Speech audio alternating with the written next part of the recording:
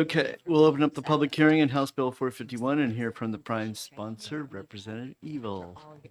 Good morning, Representative Evil. Good morning, Mr. Chair. The committee. I'm pleased to be back before Commerce. For the record, my name is Karen Ebel. I represent Merrimack District 7.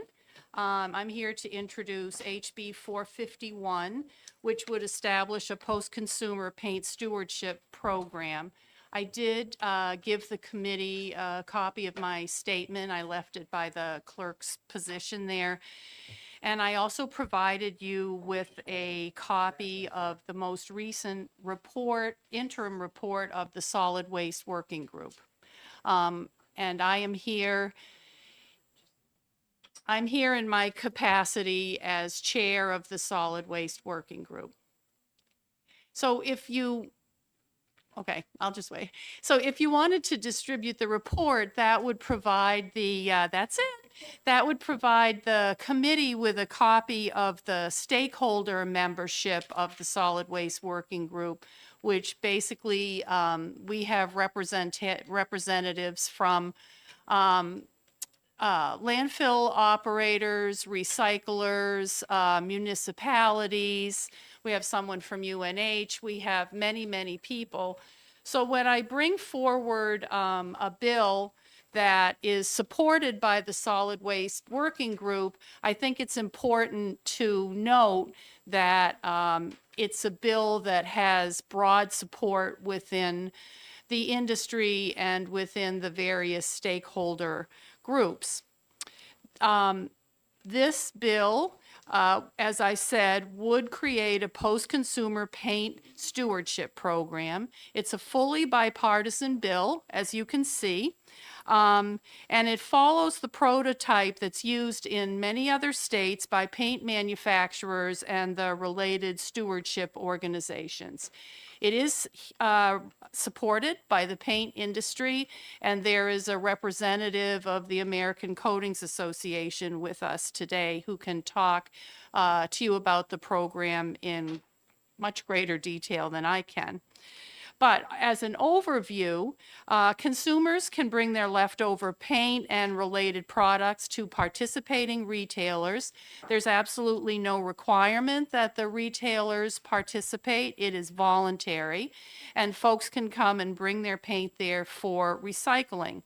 Similarly, municipalities, which host expensive household hazardous waste collection days, which many of you may be familiar with, can turn over the paint that's brought in for disposal by their residents to the manufacturer-created stewardship organization for recycling. I will say, and you'll hear more about this, about half of all households hazardous waste, I'm going to call it HHW because easier to say, that's collected is paint. And in addition to the ability of consumers to bring in their paint for recycling, businesses can also bring in their paint for recycling, and that includes small and large entities. Once the program is up and running, as I said, anyone can bring in their paint for recycling, and it is true that you can bring all the paint that you have gathering in your basement to the program for recycling, even if you bought the substances prior to the program being initiated. There is a small surcharge on the paint that's charged at the point of purchase that funds the program, and it's payable at the time of sale. The surcharges help to fund the program, and those surcharges, and we've worked very closely with DES on this bill, would entirely defray any administrative expenses by DES. And which you can see from the fiscal note, those expenses are very minimal, about $50,000, and actually there's very little administrative responsibility that falls on the agency. As I mentioned, we worked closely with DES in the development of the bill. We did get their technical advice over the course of quite a few drafts and their input on the structure and implementation plan for the bill. And the staff is here today to respond to any specific questions the committee might have from their standpoint. We work very collaboratively with industry and with the agency in the development of that bill. So the next important thing is to just note that DES recently adopted a new solid waste management plan to help guide the state through its solid waste management issues and challenges over the next several years. One of the important goals or purposes of the solid waste working group is to work with DES just generally as a resource for them, but also to help put forth legislation that supports the goals of the solid waste management plan. This bill supports the goals of the diversion of hazardous waste as well just for recycling, and also it diverts it from being put in landfills over time. Additionally, it should help with improper dumping of paint and paint-related products. Our groundwater and our soil obviously isn't a good place for these products. Paint can contain many toxics, and unfortunately, folks do get frustrated trying to figure out what to do with it, and sometimes they can improperly dispose of it. And I will say that it's an ongoing issue for consumers who have paint in their basements. They don't know what to do with it. They really want to do the right thing. We have a regional Facebook group in my area, and 2 or 3 people last week posed the question, what the heck am I supposed to do with this paint? So it is a common and frequent problem, and consumers definitely are interested in doing the right thing. The next thing I just want to point out is that this bill is both industry and business supported. We all benefit when we help our citizens appropriately deal with these products. As I mentioned, the American Coatings Association representative is here, and the paint manufacturers agree. They've created a nonprofit specifically to steward post-consumer paint. It's called Paint Care. And as I mentioned, we worked with both their industry and DES in the development of the bill. So the bill that you have before you is a model for the Paint Care program, which operates throughout the United States.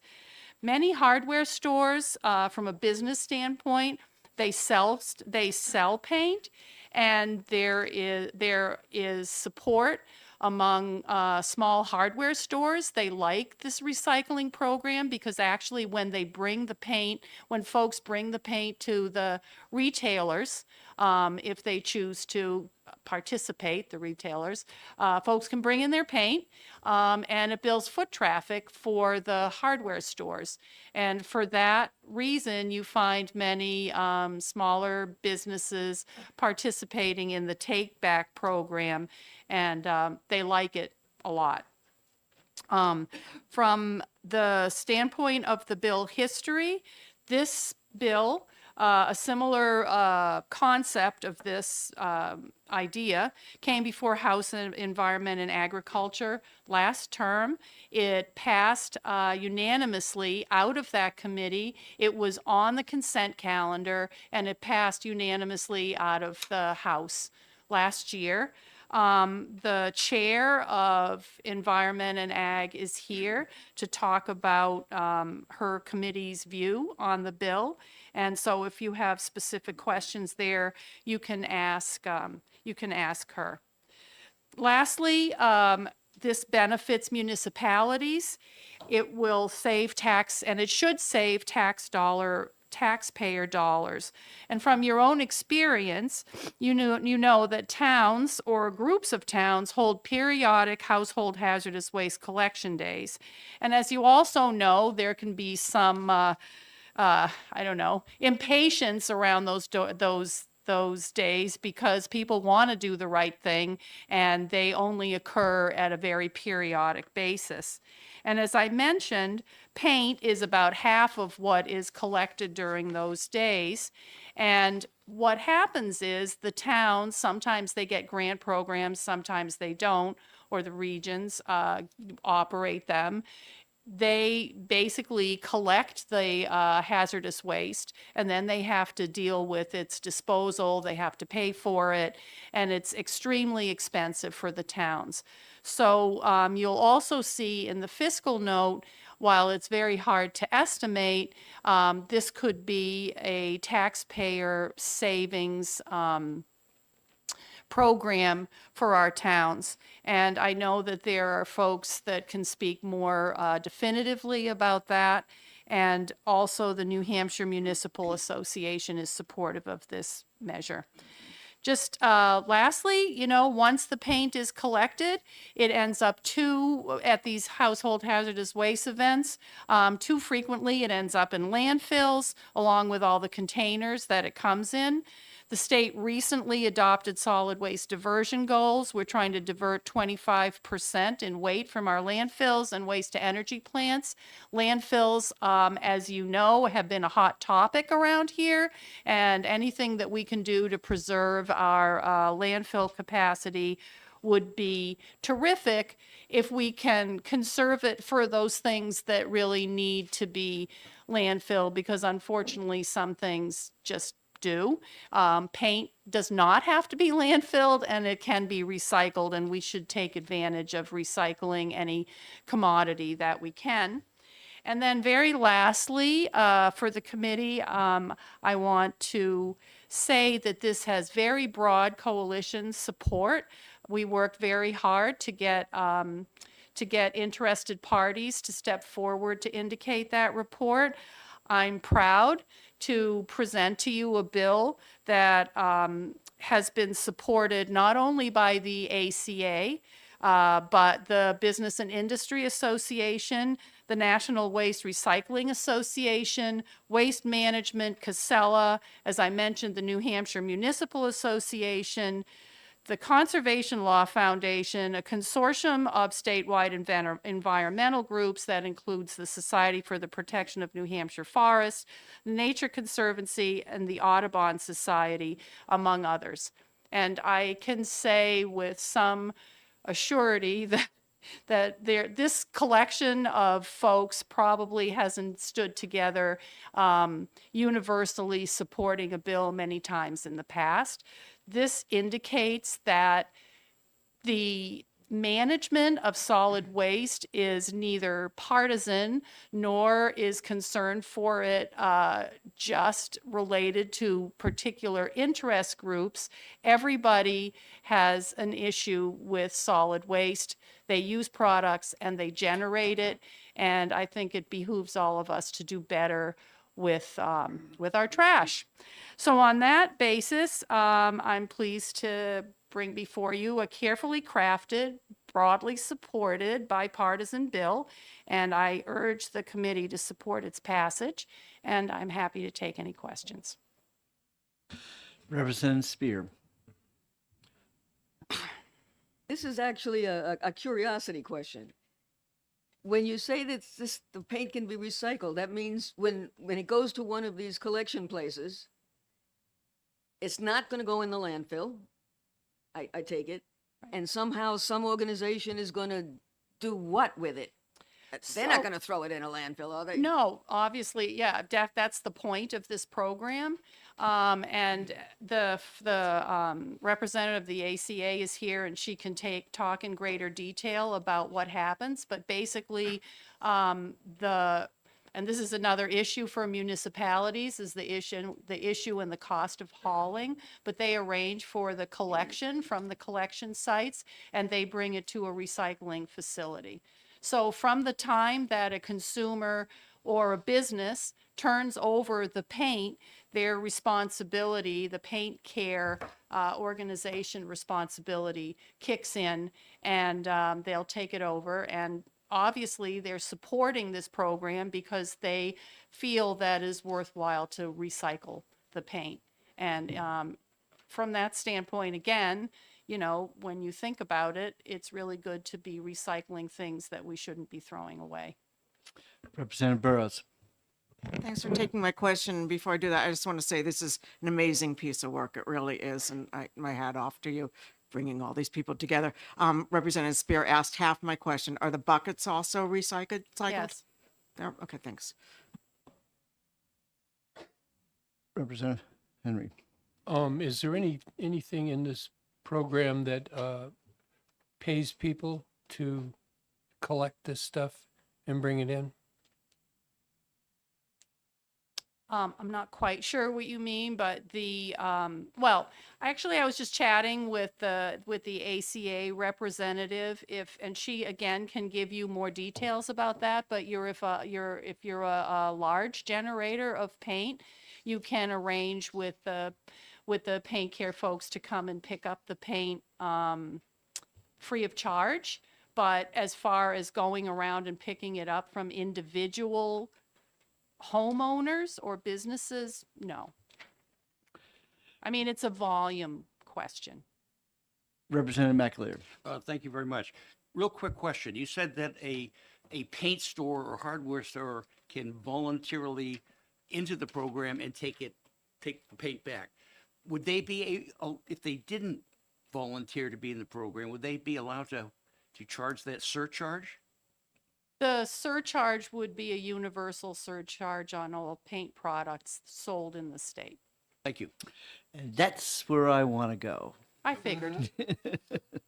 Okay, so we're about to pass the sales tax. And would you please tell me how this is going to be collected? I read in the bill here about the fees, I read it, but I don't, and I see we got an independent auditor, and I'm not sure, but how are we collecting the sales tax and how do we make sure that every can of paint is accounted for and properly taxed? So I'm not going to refer to it as a sales tax. I'm going to refer to it because the sales tax implies that it can be used for many purposes. In this case, it is a surcharge put on paint specifically and only for the recycling of paint.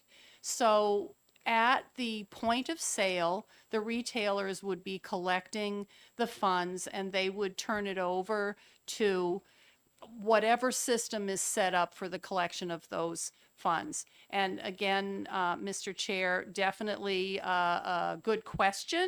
And I would ask you to ask it to the American Coatings Association representative.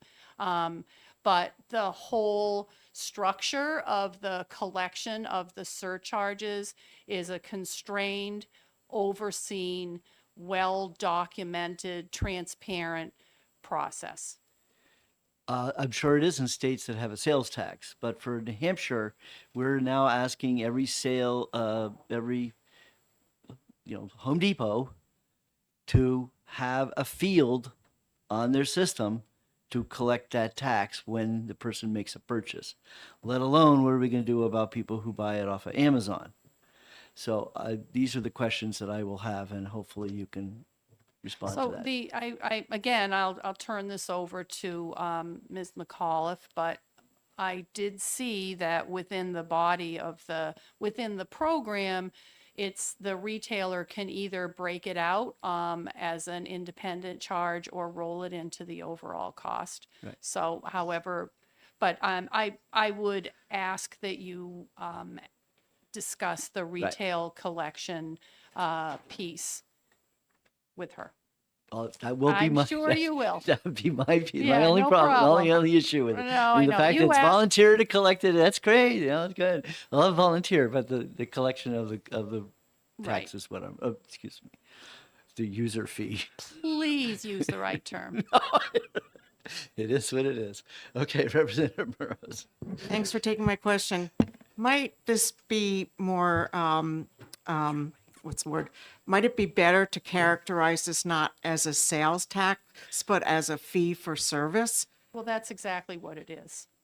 That's exactly what it is, and that's why I said when you talk about taxes, those taxes are generally used for many other purposes. This is a fee for the for the collection and recycling of the product. And, you know, obviously I knew that this was going to come up, and I think from a fiscal standpoint, it really makes great sense for us to be recycling commodities that otherwise towns and all of us are having to pay for to get rid of them. And, you know, it just doesn't make sense to be tossing into landfills and paying the tipping fees, things that we could otherwise be reusing. I just think that's kind of a Yankee thing to Right, do. right. Follow up? Well, you've already had a couple questions, so let me have somebody. There's a follow up. I know, but she hasn't had a question yet. Okay. Well, thank you very much, Representative Burrows, for letting me ask a question ahead of you. Thank you for taking my question. You know, obviously it's a good idea, but I am looking through the bill and I have a couple of questions about the fees. The tax on the sale is one fee. There's an administrative fee for collecting, and then there's an additional part-time environmentalist that will need to be hired, which will probably go to full-time as the program gets running. So how much more is my gallon of paint going to cost? And paint is so expensive as it is this going to really be a hardship for people that want to buy paint and do the right thing? Well, first of all, just as far as the fee for service, I like that term, is concerned, it's charged at the point of sale. I think the administrative fee that you're talking about, are you talking about DES? Because the thing So is, it's so page 4, D- line 31.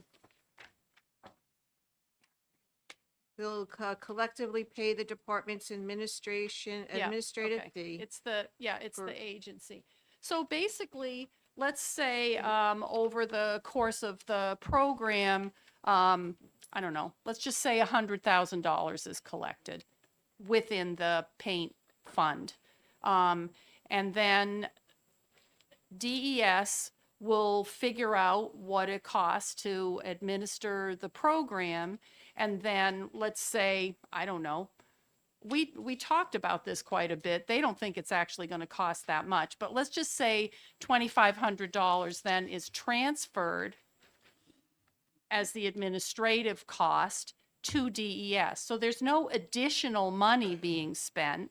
It's all coming out of the one fund, which is the $100,000. So that there's no additional administrative fee. And I would ask that you discuss the issue of personnel with Director Wimsatt, who I think is here. After seeing the fiscal note, I had some question as to whether they actually were going to need to hire somebody to do this. And he thought because the responsibilities of the department were minimal, that it could be absorbed into the department. But either way, the way this is set up, the administrative costs, whatever they are for the department, will be fully defrayed. And one of the things we also talked about in detail, because I wanted to make sure that the cost to the department weren't only paid once the program was up and running. I wanted to make sure that the costs for the department in the run-up to the development of the program were also were paid for. And so that's been built into the bill. So it's from soup to nuts. And just sort of recognizing what the revenue situation is in the state of New Hampshire, it was really important to make sure that DES's administrative costs were covered. But again, the direct answer to your question is the only fee is the fee on the paint. And that is circumscribed by the terms of the statute to a limited amount. Right. So the, I hope that helps. The simple answer to the question is on page 2, line 27, 28. So if you're buying a Right. half pint or 1 gallon, it's going to be $1.75 Max. a gallon. But if you buy anything from a 2-gallon or larger, you're going to pay $3 per gallon. Okay. Now, Representative Burrows, you may ask another question. Representative, thanks for taking my question. Has there been any cost benefit analysis to this service fee versus what it would be the cost to clean this stuff all up out of our environment if it were just to be dumped? I'm not aware of one, but I think it's kind of an obvious point that it can be, that it can contaminate groundwater if it's not handled properly. I mean, I don't think there's a lot of us that are out there dumping our cans of paint, but I mean, you just don't know with bigger users. They don't know what to do with it. They might just want to put it in a forest somewhere and forget about it. So it can happen. And I know there's someone here from DES, and there's also someone here from the American Coatings Association that can maybe answer more details with that. Oh, we have more questions. Representative Miles. Thank you, Mr. Chairman. Thank you for taking my question. I just want to make sure I'm clear. So there would be no option for a retailer or a consumer to opt in, volunteer this fee. It would just simply go through as a blanket Right. tax for all retailers and all consumers. In order to make the program work, that's the way the fee is treated. Yes. Okay, thank you. Yeah, just a little sidebar. I once we have a summer home in Rhode Island, and we went in to buy a mattress, and Rhode Island has a mattress fee charge. Mhm. Do we have one of those here in New Hampshire? We don't. No, But it's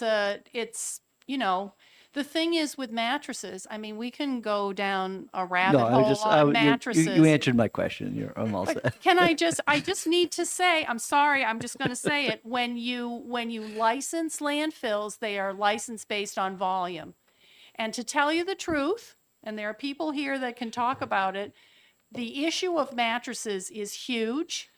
Because they occupy massive amounts of space in the landfill that, again, could be used for better purposes. And so actually the mattress programs are very popular. I mean, I don't know, have you ever disposed of a mattress? You got to yourself pay 20 or 30 bucks to get rid of it. Right, but that's at the And you have to have a that's pickup at, when truck, I get Mr. rid of Chair. it. My town charges me to take that mattress. Right, yeah, so there's a fee. Not right, up front, right. but up back. All right, well, thank Okay. you very much. Thank you. The chair will call on Judy Aaron, who is also a co-sponsor of the bill.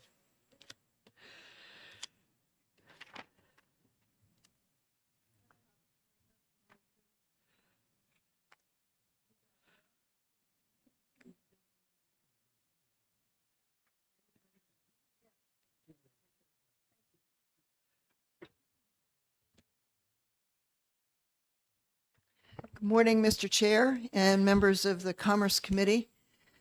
For the record, my name is Representative Judy Aaron. I represent the towns of Ackworth, Goshen, Langdon, Leominster, and Washington in Sullivan District 4. I'm here today to support HB 541, establishing a paint product stewardship program. I am chairman of the House Environment and Agriculture Committee. I'm also a member of the Solid Waste Working Group representing the House in that body. We've worked on this bill for at least the past 2 years or more, and it's ready to be passed. Through working with the Solid Waste Working Group, the Department of Environmental Services, paint manufacturers, paint stewardship program operators, and other stakeholders, I believe this bill will benefit our state greatly. Why should we pass this bill? What problems does it seek to address and solve? First and foremost, it is a bill that creates a solution to keeping toxic paint waste out of our landfills, which is important because that unused paint buried in landfills will eventually become part of the toxic leachate in our landfills. When people have unused paint, what do they normally do with it? If they don't store it for future use, they are told to mix it with kitty litter and let it dry out and then just toss it in the trash. That's how it gets into our landfills. The other problem that this bill seeks to solve by creating a mechanism to recycle paint is that we are saving our municipalities and our taxpayers money because all that dried paint mixed with kitty litter is heavy and adds weight to the refuse being trucked from our municipalities, transfer stations, to our landfill facilities. Recycling makes a lot more sense than continuing to dump paint into our landfills. Paint stewardship programs work, and by establishing collection points, they are easy for our consumers to use. Once you're done with your paint project, you can take any remaining paint and simply drop it off at a place where it can be sent to be recycled. You might even be able to purchase that less expensive recycled paint to use for painting a shed or for some other project where you may not care what the color is. More importantly, our paint manufacturers support this program because they also want to make sure that their product doesn't end up polluting our landfills and harming the environment.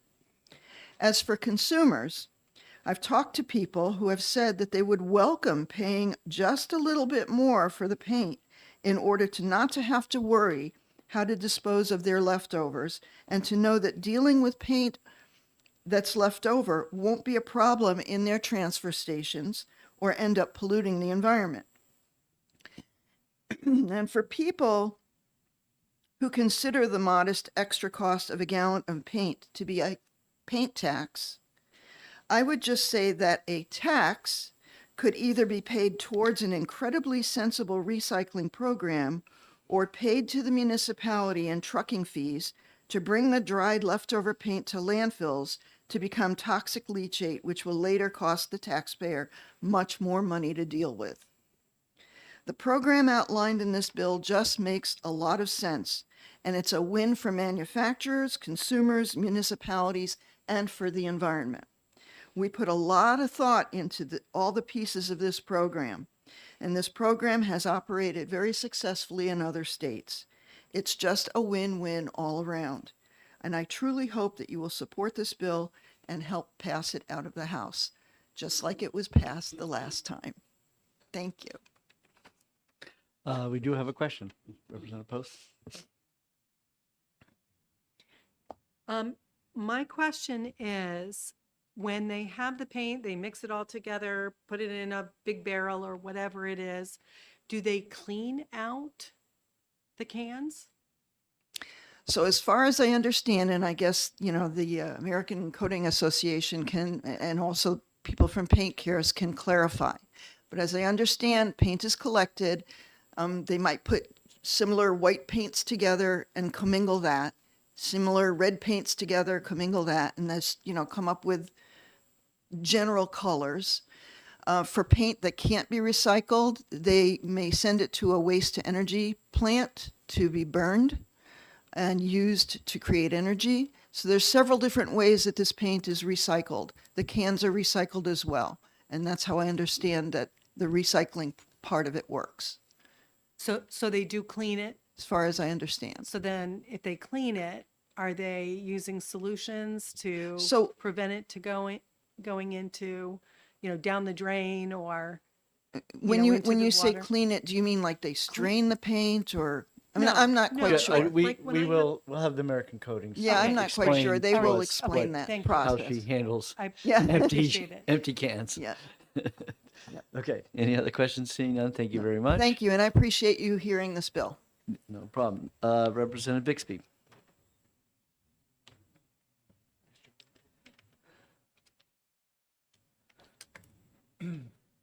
Good morning, committee members. For the record, Representative Peter Bixby from Dover, Stratford 13, and ranking member of Environment and Agriculture. And our committee has heard this bill several times in the last decade and a half. And when we had it last year, we had the most enthusiasm for this bill in our committee that I have ever seen, ranging from our most conservative members to our most liberal members. Everyone said, this is a really good idea. It is stupid to just throw paint into a landfill. and there are much better ways of dealing with it. So it is not surprising that it came out of our committee unanimously, ought to pass with amendment. The amendment that we produced was based on the Vermont paint care program that has been running for a number of years. And when the bill came to the body on the other side of the wall, the coatings industry pointed out several issues that in having observed these bills in different states around the country, they over the last couple decades, they have seen what really works, what doesn't work quite as well. They noted a few things in the Vermont model that weren't really as well suited for Massachusetts. They suggested that perhaps we wanted to interim study it so that we could come up with an amendment that was really tailored exactly to New Hampshire's needs and drew on all the experience from the other states.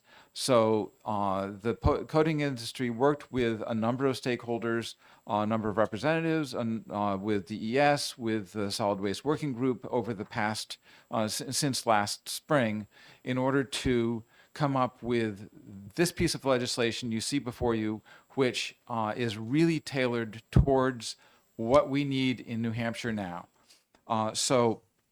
I think that I was disappointed it didn't go all the way through last year, but I think that what we have in front of us is actually an improved version over the good version we had last year. So I would, on that basis, I'd really urge you to carry through on the good work and pass this. I just want to make, there was some question about the relative costs of the fees that are charged to at the purchase point for the paint versus what the end costs are.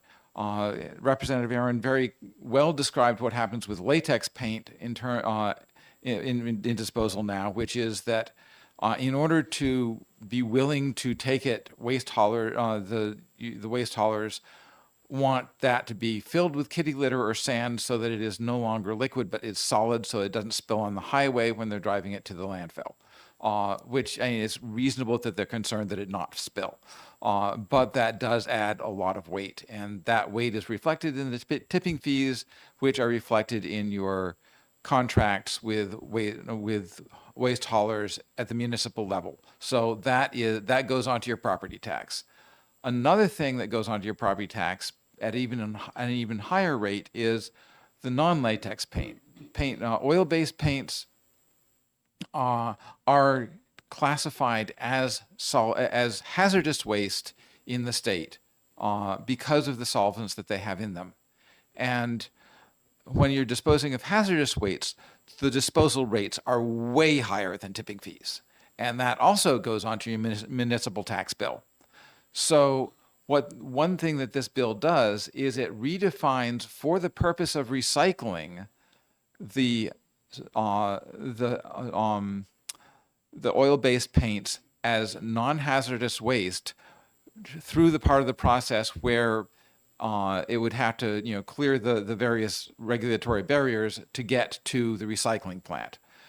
So by redefining it as non-hazardous waste, I think there's another specific term that someone from DES could probably correct me on, but that's the general idea. By reclassifying it, it means that the disposal of it is a lot less expensive. In fact, because it's now in a recycling program, the cost of disposing of it is that $75 to $1.75 you pay at the retailer. And we have, on our committee last year, we had one member who does an awful lot of painting in one of his other professions when he's not working here at the legislature, and he said that the suggested fees for the program were really cheap, a really cheap way to deal with the cost of and headache of having to deal with leftover paint.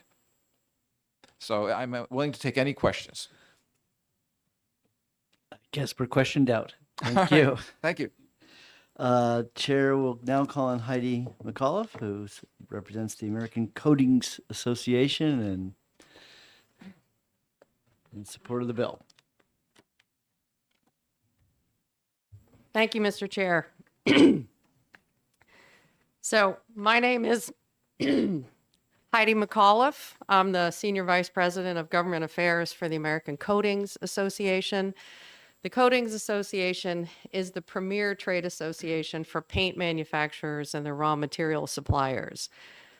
95% of the paint that is manufactured in this country is made by companies that are members of our trade association. And one of the hallmarks of this program that we're talking about today is that our association came together in the early 2000s with environmental agencies across the country, environmental groups across the country, the Product Stewardship Institute to sort of develop the framework for this program. After several years of conversations on how best to deal with the issue of leftover paint, we came up with this solution, this framework solution, and we made a commitment that the industry would move forward to try to implement this program as a test. And we started that test in the state of Oregon. We passed this law, basically, in the state of Oregon as a 2-year pilot. And at the end of 2 years, promised to reevaluate it. If it was successful, we would move forward with a permanent program. That was in 2008. That program's been operating successfully ever since. And in the meantime, we have passed this law and implemented programs in 11 other states. We are currently working on 2 other states at the moment that will come online and launch programs in 2025. Really thrilled to hear the testimony of Representative Ebel, Representative Aaron, and Representative Bixby to talk about the stakeholder base and group that has come together to support this program and help us develop the program for the state of New Hampshire. I'm not sure that I've ever testified in front of other states with quite that broad base of support. And quite frankly, the assistance in developing the language for this program. I think what you're looking at really is the state of the art for a stewardship program for a liquid formulated product. So I would like to tell you how this program works, just a broad overview. It is, once we pass this law, it is incumbent upon the stewardship organization called Paint Care, which is a organization the American Coatings Association created to run this program. They will develop a program plan for the state of New Hampshire. Working closely with DES, they will develop the entire program and submit that to DES for its review and approval. What the program plan will include is our plan, how we're going to develop the collection locations, how we're going to work with the haulers, the transporters, and how we're going to work with processors to manage the end of life of this material. So we will go out, our staff will go out and talk to all of the different retail locations as well as all of your municipal facilities that are currently doing household hazardous waste collection. Ask them to participate on a voluntary basis with us as collection locations. Our goal is to make it as convenient as possible for your residents to bring back paint that they no longer want. Right now we are working with over 2,000 retailers across the country in those 11 states that I've already mentioned. We will then contract with haulers and transporters. They're all hazardous waste certified haulers and transporters that will go to those collection sites, pick up all of the post-consumer paint material, take it to a processor. At that processing facility, decisions will be made about latex paint and about solvent-based paint. The latex paint can be recycled, paint into paint, and paint sometimes into other types of products like cement or sidewalk blocks and things of that nature. The solvent-based paint typically cannot be recycled. There just isn't the technology available I will say it's an emerging technology. There is one company that we know of in Canada that is currently taking solvent-based paint and recycling it back into paint. But for the most part, that technology isn't widely available. There isn't really the capacity to handle as much as we collect. But our goal is to pick up all of that post-consumer paint, latex and solvent, and divert it from the landfills. We take it to the processor, like I said, where those decisions are made. With regard to the latex paint, we are recycling approximately 75 to 80% of that product and diverting it from the landfill.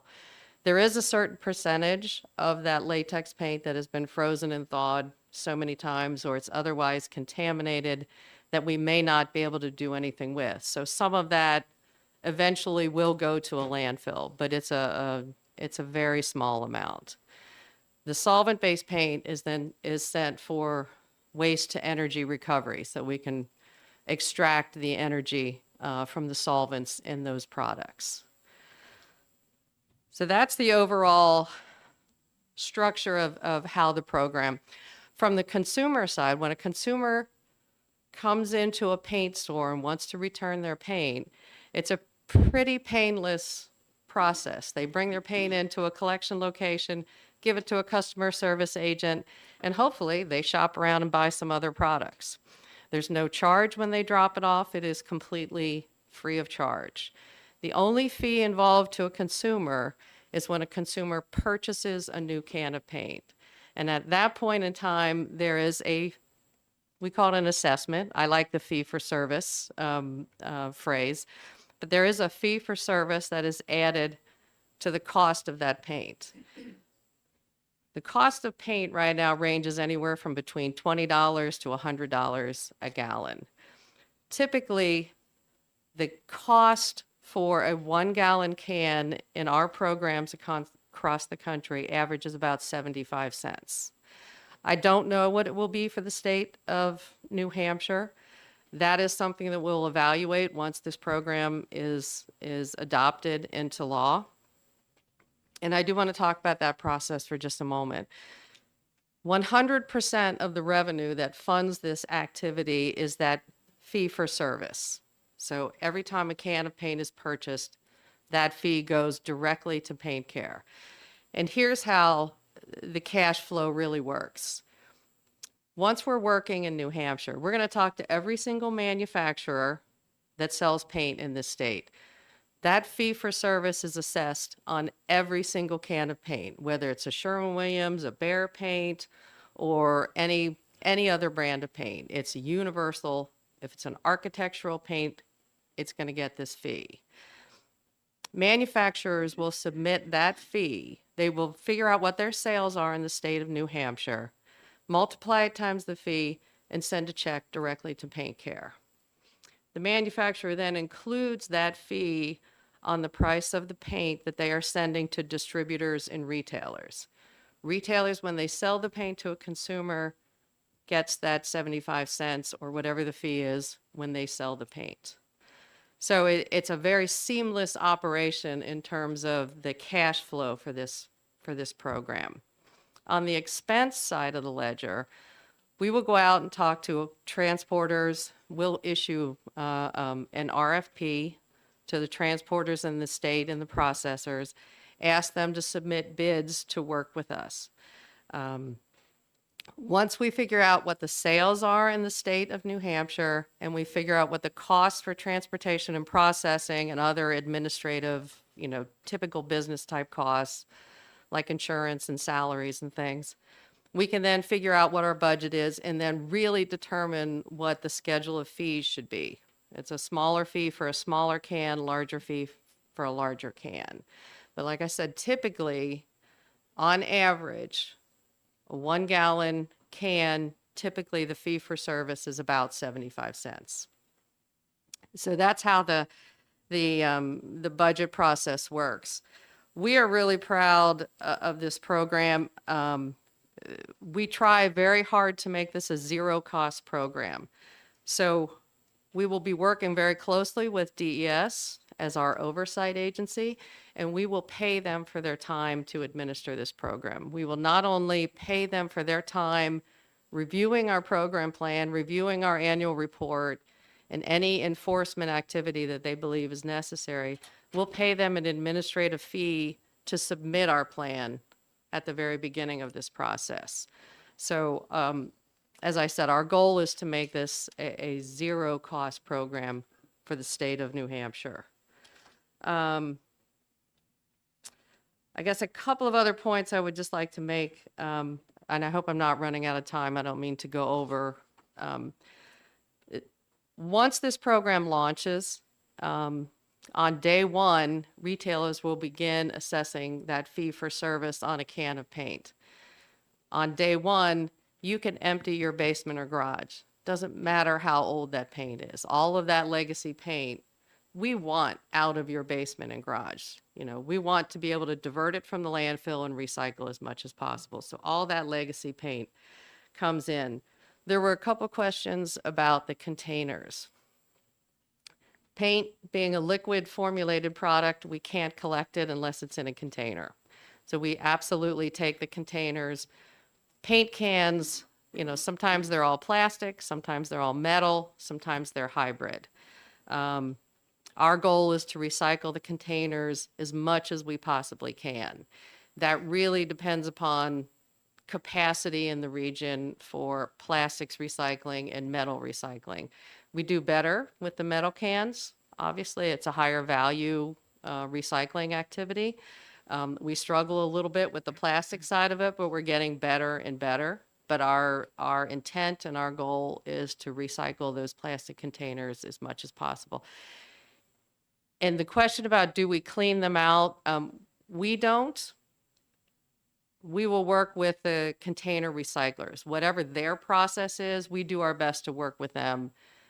So I'm not aware that we're doing that in any state, actually cleaning the containers themselves. That's something the processors and the recyclers are doing. But whatever that cost is, it's added into our process. And if I could just, one other thing I wanted to describe before I end there, we do have a program called a large volume pickup.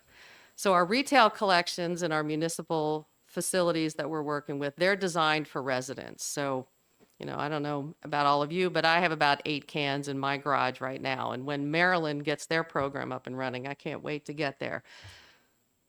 But commercial entities, small businesses sometimes collect large volumes of leftover paint. So we do have this program, and we don't want them, you know, loading up their car with 100 cans and bringing it to a retailer. You're going to overwhelm any retailer you go to with that kind of volume.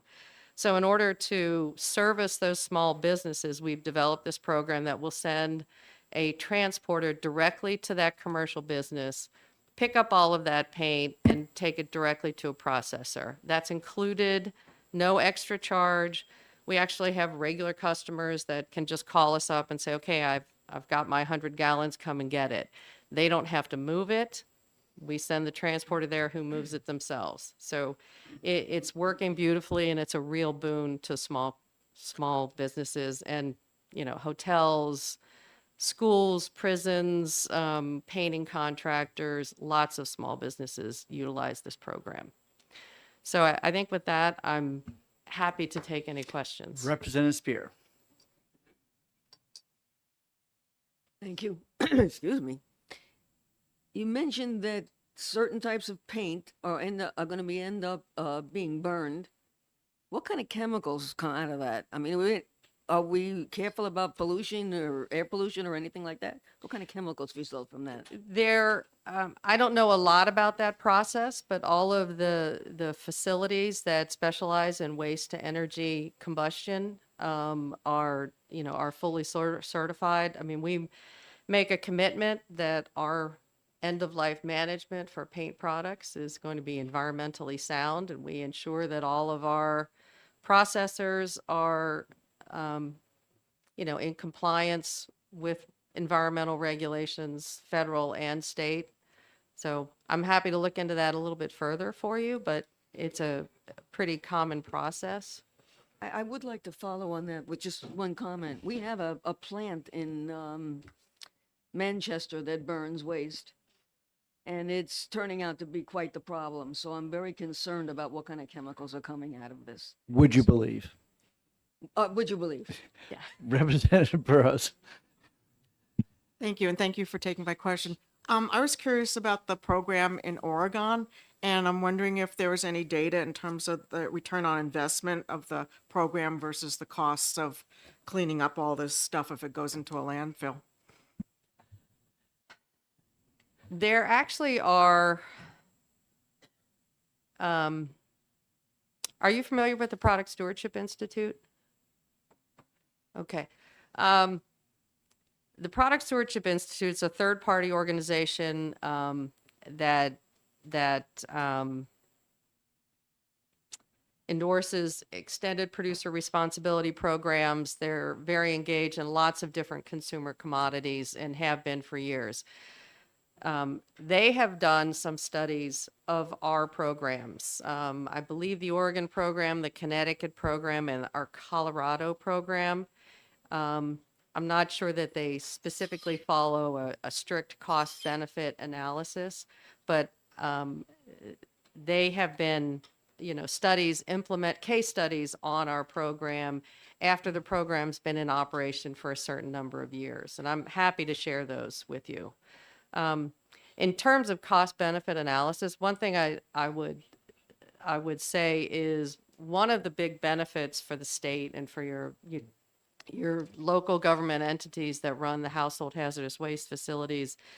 And I know Representative Ebel did a good job describing this, but just to emphasize, when we partner with them, we basically pay for all the costs related to paint end-of-life management. So we will pay for the transportation and processing of all of the paint that's collected at those local facilities. So that really frees up part of their budget to spend on other program priorities. It's a very significant benefit for the local government entities. Representative Teresa. Thanks for taking a question. It seems like a very wonderful program. I see that based on the chart that this program started in 2010 in Oregon, but in last 14 years, I see only 13 states have signed up so far. So what is the main pushback from majority of the states? I'm sorry, your question is what are the challenges? What is the main pushback from majority of states? Why only 13 states have signed up so far in 14 years? Well, part of it, I will say part of it is resources. I'm only one person. I'm basically the government affairs person that's pushing this in different states across the country. At any given moment, we have bills in 5 other states to move forward with this. Some states work more quickly than others. Unfortunately, I've been working in Massachusetts for probably 8 or 9 years, and I still haven't been able to move forward with it. We passed the bill in Colorado in 1 year. But other states, have taken some time to get the bill across the finish line. It's really an education issue. It probably takes a fair amount of time to do some education for decision makers, working with the agency, developing the stakeholder group. In some states, even where we have no opposition whatsoever, it takes us several years. In a state where there's some opposition, it takes us a while to educate that opposition group on the benefits and try to answer all of their questions. And a follow-up, and quick follow-up. Further question? Yeah. So my question is, so what are some of the main concerns those states have shown to you who have done opposition so far in 14 years? What are the main concerns they have shared with you? The biggest, I'm not, what is the biggest concern? Perhaps the biggest question is really the issue of the fee. It's understanding how the fee works and trusting the industry to do this job the way we say we're going to do it. But you know, we have now almost 15 years of history, and we have 11 states with data to show you. Our website is completely transparent. You can see the financials for every single state that we're working in right now if you go to my website. So, you know, at the beginning when we were trying to move this process or this program across the states, nobody had heard of EPR, and extended producer responsibility was new. It's not new any longer. It's much more mainstream. There are lots of programs out there. The concepts are much better understood. Thank you. Okay, let's cut to the chase. All right. I'm trying to follow the bouncing ball here. Okay. Because first you said the manufacturers are reporting to the state, Yes. and they're collecting, they're passing the fee on at that time? Because then it sounded like you were doing, it was a value-added tax. Because then, because the fee is actually collected at point of sale, but I wasn't sure what the manufacturers are reporting. Are they not? They're reporting how much paint they're making and where it went. Yes. But they're not writing a check at the time. The money doesn't come until it's assessed at the point of purchase. And then who sends the money to you or the state? I was a little fuzzy on that too. So at the beginning of this program, and every single year, manufacturers estimate what their sales are in the state of New Hampshire. At the very beginning, they're going to cut a check, send it directly to Paint Care. So before any paint is sold, they've already invested in this program. Otherwise, we would have no money to operate. So they've sent the money to Paint Care. Then they sell the paint in the state of New Hampshire, and they add that fee to the retailers or to distributors and retailers. Retailers, obviously, they're paying for the paint that they're selling. So they're paying that fee, the retailers are.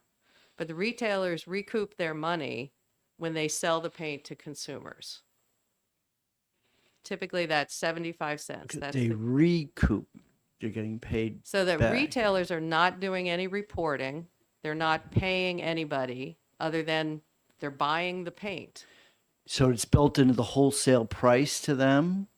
Correct. So here's the solution to the problem. We actually do this in New Hampshire, and it's called the beer tax. The beer tax, the consumer has no idea that it exists.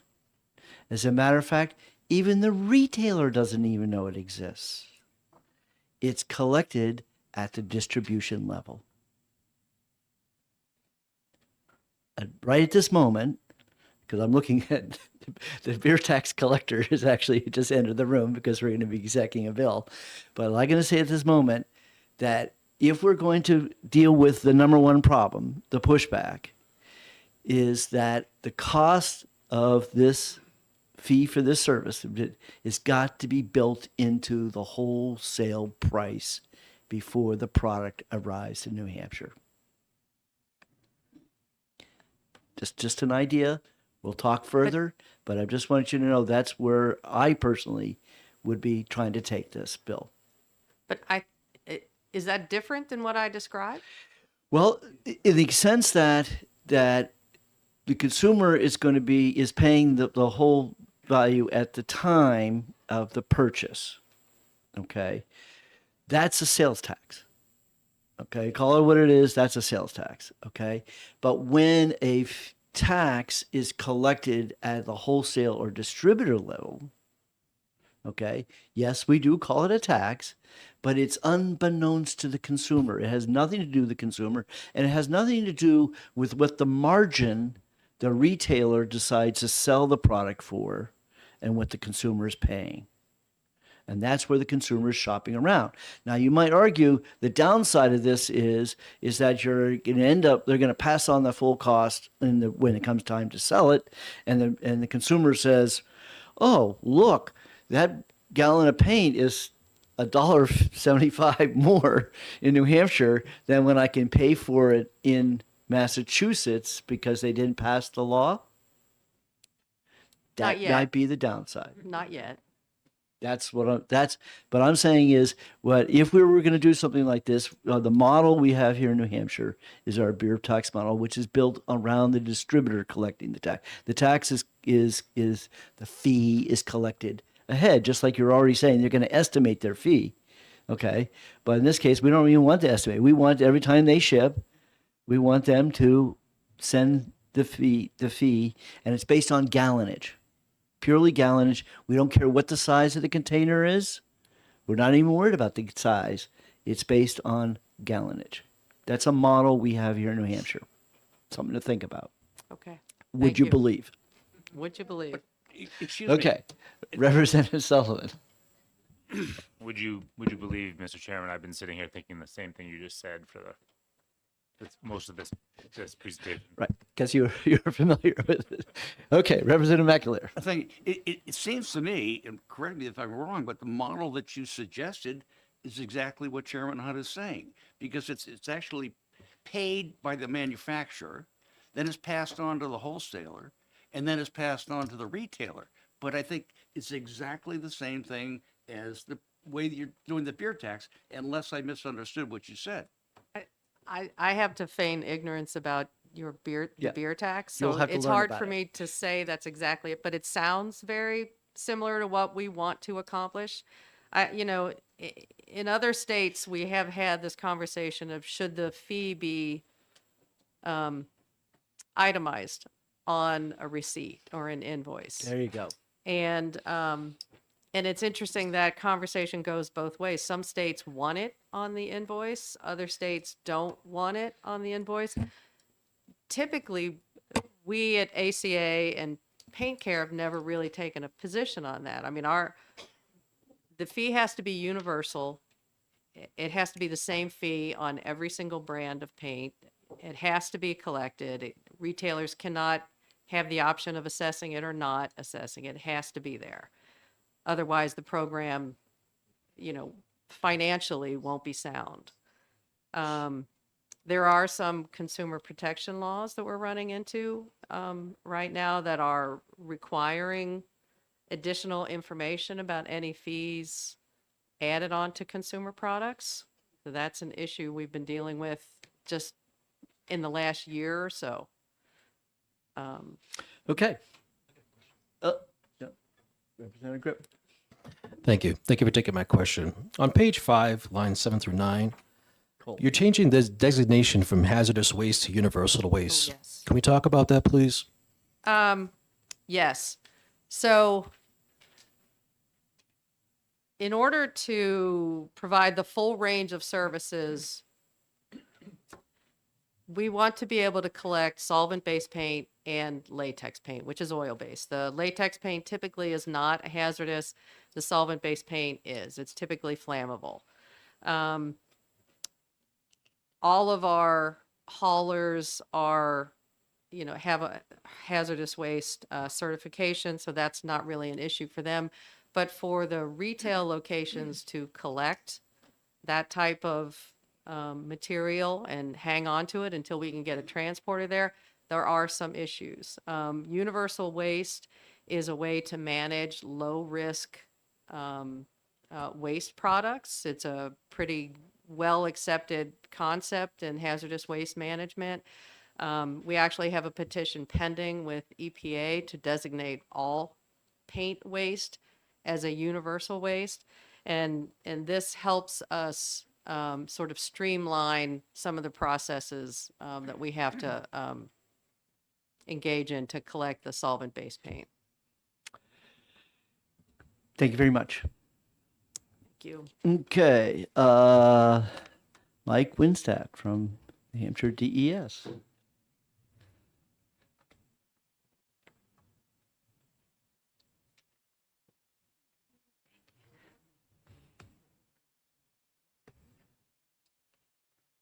Good morning, Mr. Chair, members of the committee. For the record, my name is Mike Wimsett. I serve as the Director of the Waste Management Division for the New Hampshire Department of Environmental Services. I'm joined this morning by Mike Nork, who heads up our material. He tricked me. I was going to be Mike. Yeah, I didn't quite. Actually, I'm joined by Todd Piskovitz, who heads up our Hazardous Waste Management Bureau. And I think we switched a little because we knew there was going to be a question about hazardous waste. So Todd's going to be here to help with that.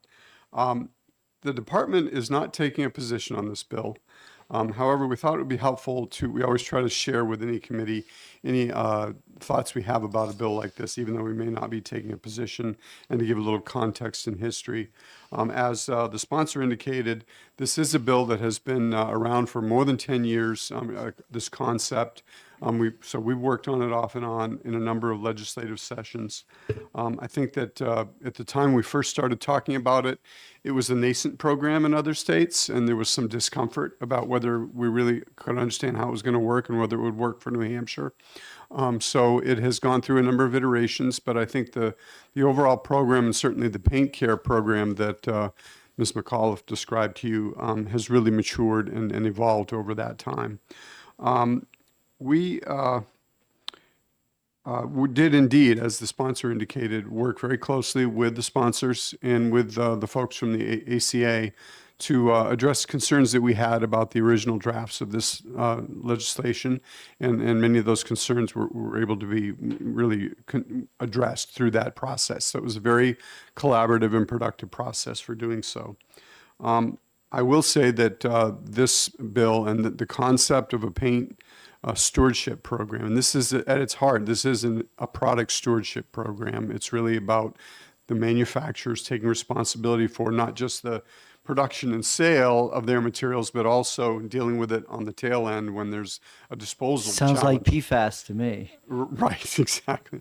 So, so I will say that this kind of a program is very consistent with the statutory provisions in RSA 149M, the Solid Waste Management Act, based on trying to have responsible management of all wastes and ensuring that we recycle whenever we can versus sending for disposal. It's also consistent with the goals of the Solid Waste Management Plan, which further puts more meat on the bones on that we worked very hard on and published a couple of years ago. And it was definitely an area that we identified for work. So it's very consistent with the work plan that we've set out over the next several years.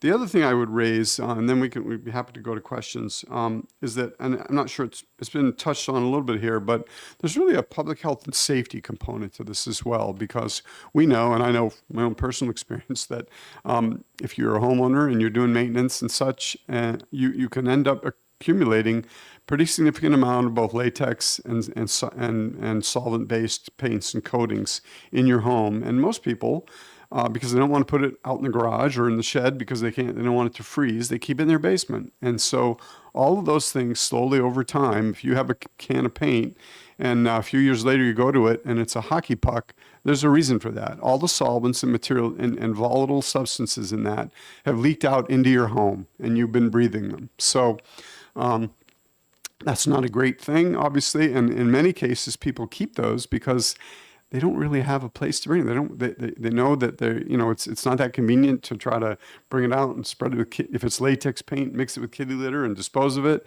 And if it's solvent-based paint, really the only appropriate option is to bring it to a household collection day, which in most towns, if they have them at all, are only once a year.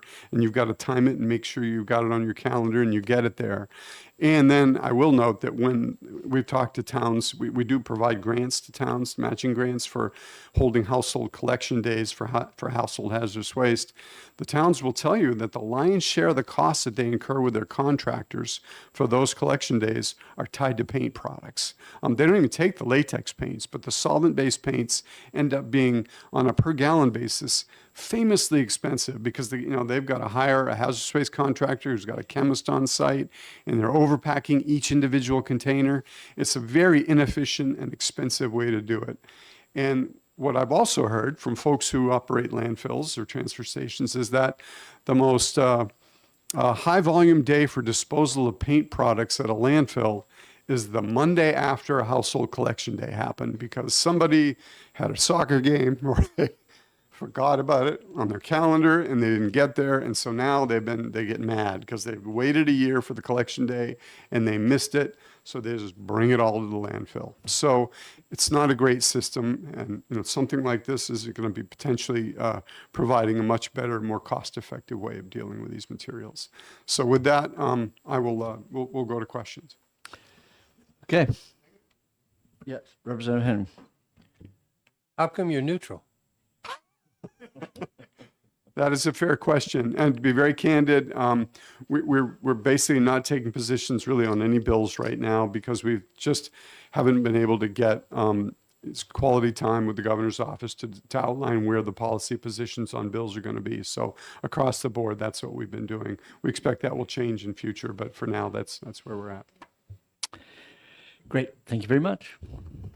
Chair will call on Reagan Bissonette from Northeast Resource Recovery Association. Oh, this is where I get my blue bags.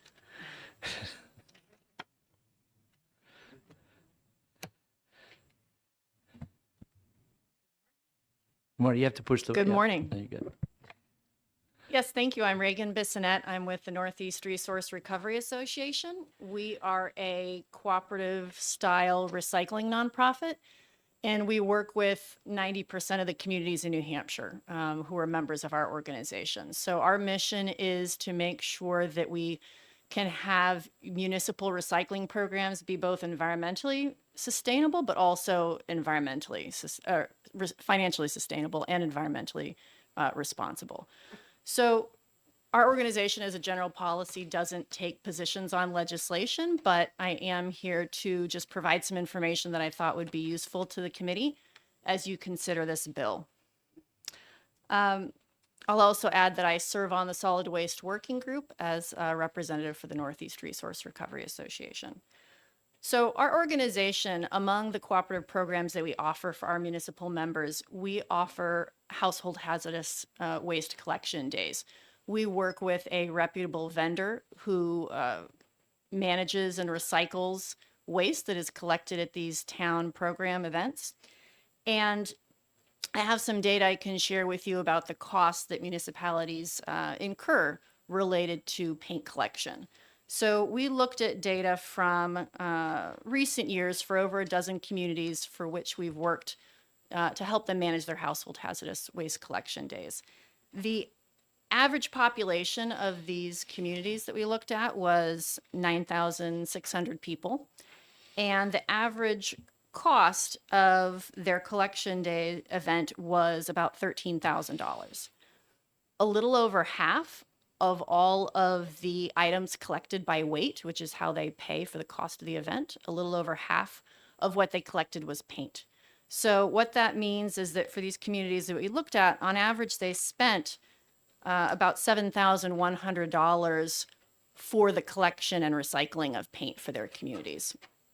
And as you heard, often communities will only offer these events once a year or maybe even once every 2 years to their residents because of the significant cost to municipalities to offer these programs.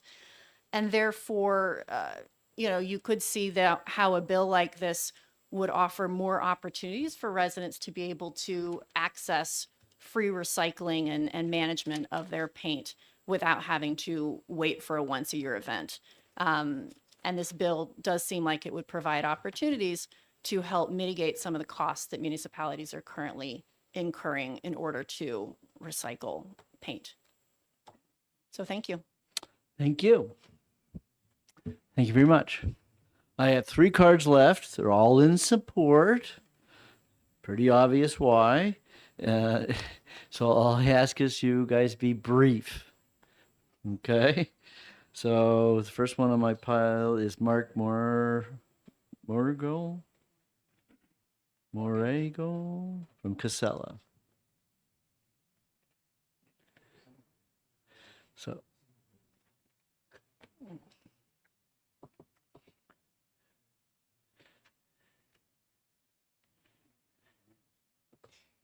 good morning. I'll be brief. okay. Thank you for the opportunity to provide testimony to the committee and Chairman Hunt for House Bill 451. My name is Mark Morgan, and my testimony is in support of House Bill 451. I am a landfill manager for Casella Waste Systems. I've worked in the waste industry in various capacities for several years here in New Hampshire. Casella is a publicly traded, regional, vertically integrated solid waste service company. We provide resource management expertise, services to residential, commercial, municipal, institutional, and industrial customers. Focused in the areas of solid waste collection, disposal, transfer, recycling, and organics management. Product stewardship programs such as that's proposed by House Bill 451 help to manage problematic materials in the waste streams. And I don't need to get into the particulars about that. I think you've heard enough about that, but paint is one of those difficult to manage materials. In addition to paint, some other examples that have been mentioned earlier, included in some of these product stewardship programs include items like textiles, mattresses, carpets, film plastics, flexible packaging, tires, solar panels, wind turbines, batteries, and appliances. Stewardship programs like this promote and create a safe and meaningful process in which everyone involved in the life cycle of a particular product has responsibility for end-of-life management of that product that otherwise may be cumbersome, difficult, or unsafe to process. For these reasons, Casella supports House Bill 451. Thank you very much. Chair will call on Henry Vayu, Waste Management.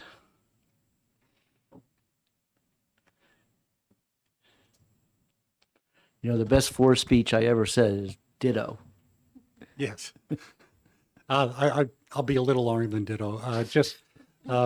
Waste Management runs the Turnkey landfill in Rochester. We accept about a third or manage about a third of the waste that's generated in the state. Waste Management supports the bill. It's consistent with current state law. Right now, back in 1996, this legislature passed a law that created a solid waste management hierarchy. And the number one preference for dealing with waste is source reduction, which is don't create the waste in the first place. Second is reuse and recycling, and that's consistent with this bill. Third is composting. Then there's energy, the incineration with energy recovery, and then it's landfilling. So putting this stuff in landfills is not the preferred option. There are other options which the state law already directs us to try to achieve. To Representative Spears' point about incineration in Manchester. So that incinerator is a sewage and sludge incinerator. It does not burn municipal solid waste. So it's I think it's different from the. Can we talk about this afterwards? I have Yeah. some more questions. Okay. But anyways, Waste Management supports the bill, and that's it. Ditto. Perfect. Thank you. And last but not least, Nash Grays from the BIA, and I believe he did distribute a letter. I did, Mr. Chair. Nate Graves for the BIA. We are the statewide Chamber of Commerce and the Allied Manufacturing Association. I just want to be 100% clear. We do not support sales taxes, but we do support our business community. What we're talking about here, although I know there's debate about the phrase fee, is that manufacturers across the board and the paint manufacturers want to raise their prices equally across the board. That's an antitrust issue. It's commonly known as price collusion. We want to make sure there's an exception for that because there's a good public policy reason to allow that universal raise to occur. And that would be for everything you've heard over the last hour and a half to deal with paint. So not a tax. It is manufacturers across the board raising their prices equally and then using that for a good public purpose. Thank you, Mr. Chair. Mr. Chair. And thank you. Oh, we do have a question, Representative McAleer. Thank you. Thanks for taking my question. When I was asking that question of Ms. McAuliffe, I saw you back there nodding your head. So I believe that you agree with me that the way that they're doing this is exactly the way we tax beer. The difference is that we shouldn't at the retail level put in the receipt that they paid the tax. Do you agree with that? Just to be clear, not a tax. YIA does not support sales taxes. We do support manufacturers who want to raise their prices equally across the board and use that for a good public policy purpose. But is not this the For way the question you may inquire. Is not this the way that As our I- chairman suggested that the way the beer tax works, the beer fee works? In my conversation with the paint manufacturers and their representatives, my understanding is this is the way that the chairman had previously described that you would allow industry to do this again across the board, not a tax. And with that, I will thank you very Thank you, much, Mr. and I Chair. will close the public hearing on House Bill 451. Okay, so needless to say, we're a little bit behind here. So I asked the members not to run off because I believe we have the liquor subcommittee. The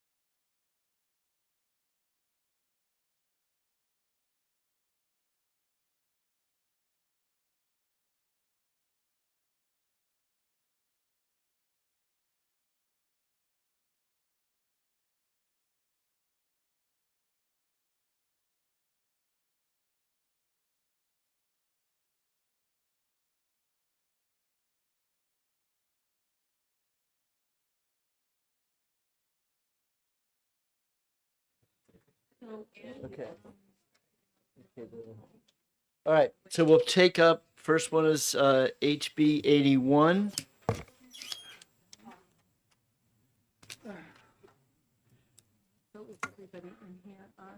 Okay, so who?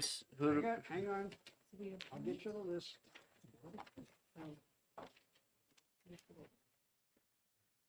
Okay. 2 sec.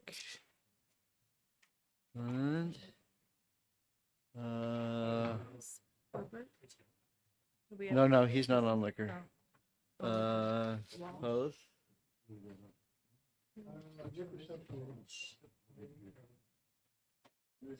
Spear Hunt. 1, 2, 3, 4, 5. Joseph Burrows, Walsh, Sullivan, Post, Spear.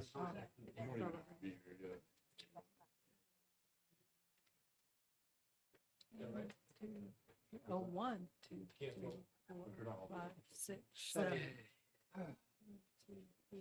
Okay, so this was the bill.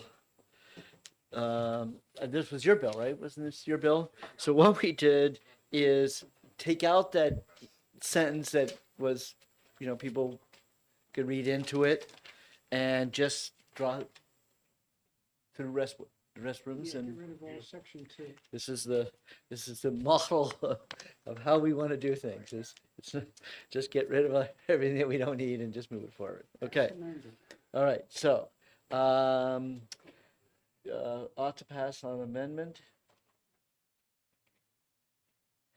Okay. Moved by Representative Sullivan.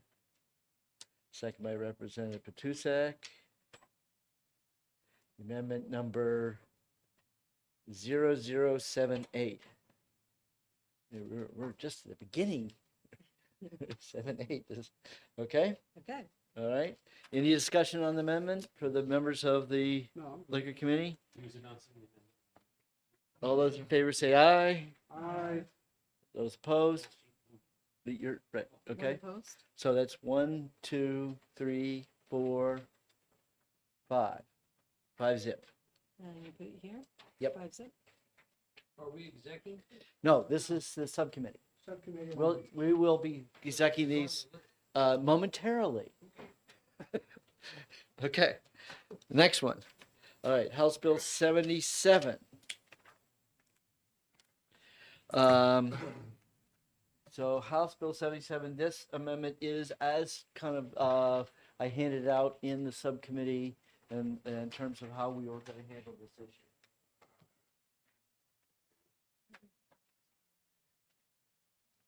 Same group.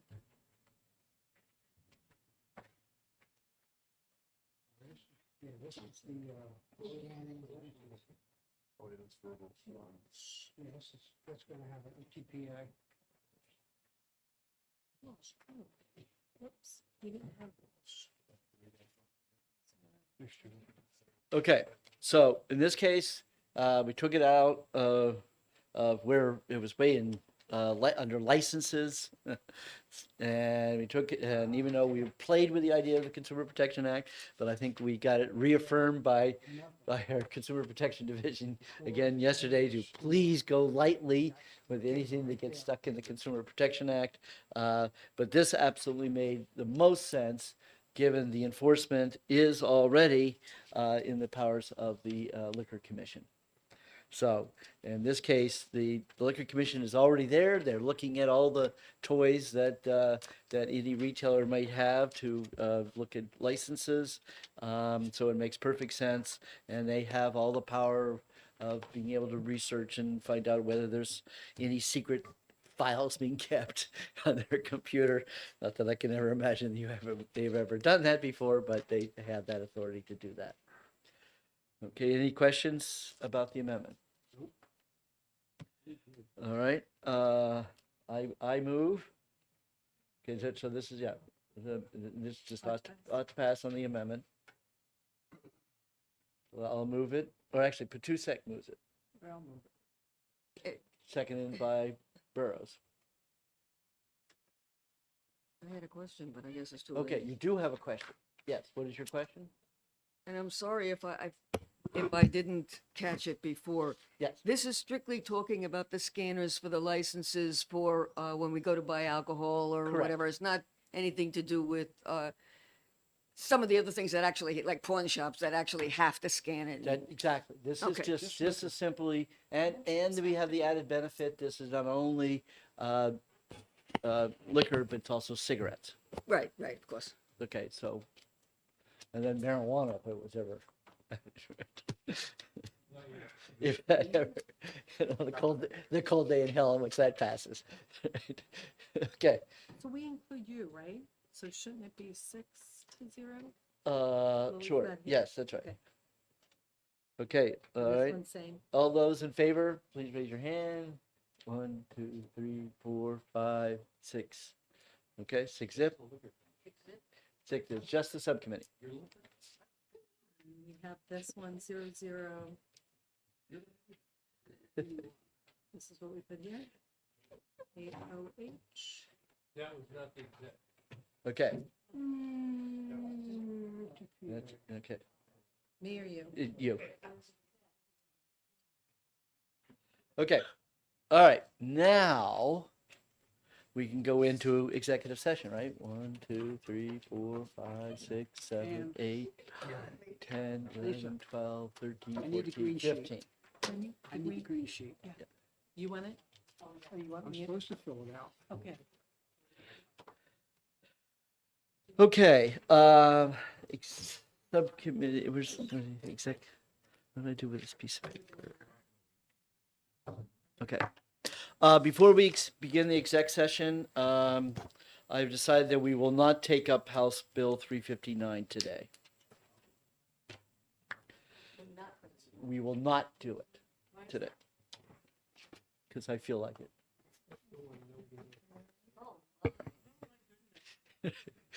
President's is wearing off. This is the power of the power of the gavel is I can decide what bill we take up when we take it up. So, okay, moving on. So we first have House Bill 242, Representative Patusek, second by Representative Burrows, moves ought to pass. Any discussion on the motion? Right on this You know, one? this goes fast. Okay, any discussion on the motion? Oh. 242. Right, this is. Good, yes. Okay, I'm just waiting for the clerk when she's ready. So Okay. now you need a voting sheet. Okay. Is that the one John took? No, Oh, that's a different sheet. Uh-oh, this one? no. Ruh-roh. Okay.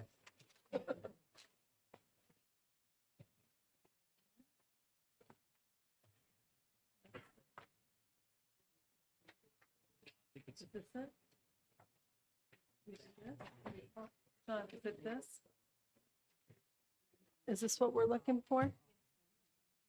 Huh? Is this what we're looking for? That usually. Oh, majority leader. Pulls that out. Okay. He can This flip is that it? if you want. Because you gotta write down the bill, the green sheet's him. Right, okay. That goes to the majority office.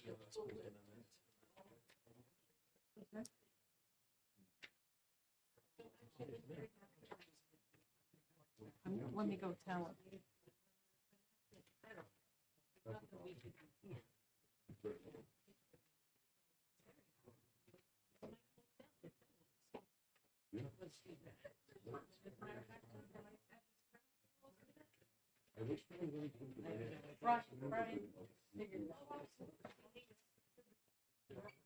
Okay. So you did have Yeah. a whole nother pile. Another pile. Okay. Okay. All right. The motion is ought to pass. Is there any discussion on the motion? Seeing none, the clerk will call the roll. That's you. You get, Do we start with? no, you end with me, Okay. It please. starts with me and ends with him. Pastuchek? Yes. Osborne is not here. Ammon? Yes. Cole? Yes. Post is yes. Porcelli? Yes. Walsh? Not here. Miles? Yes. Sorry? Don't do that. Oh. Just not voting. Okay, not voting. She Okay. found them. Thank you. But you can still, we'll take them. Okay. In the file. Thanks. Prisa? Yes. Burrows?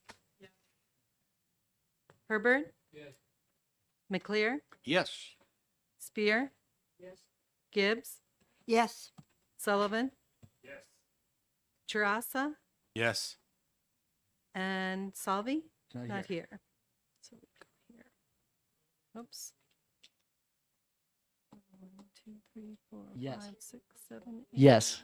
Hunt is yes. Oh, Hunt is yes. I'm sorry. Have to go back. In the up. good old days, Thank I you. didn't have to vote.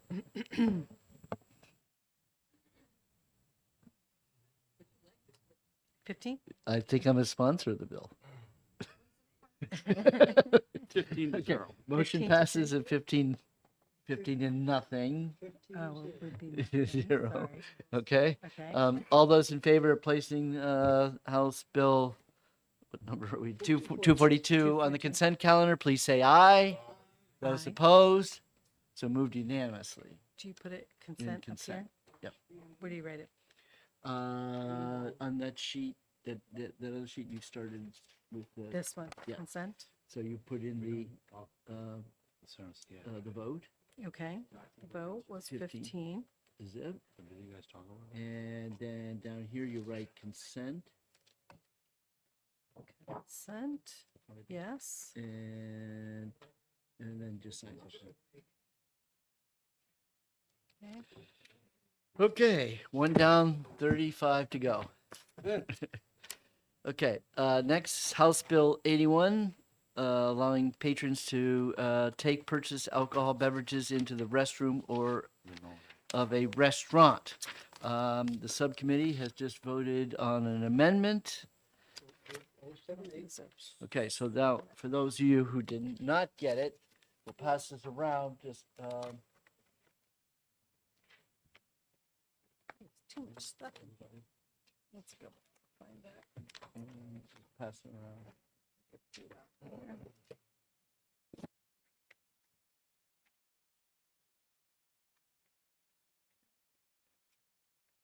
We're And this is 81. No, it's 81.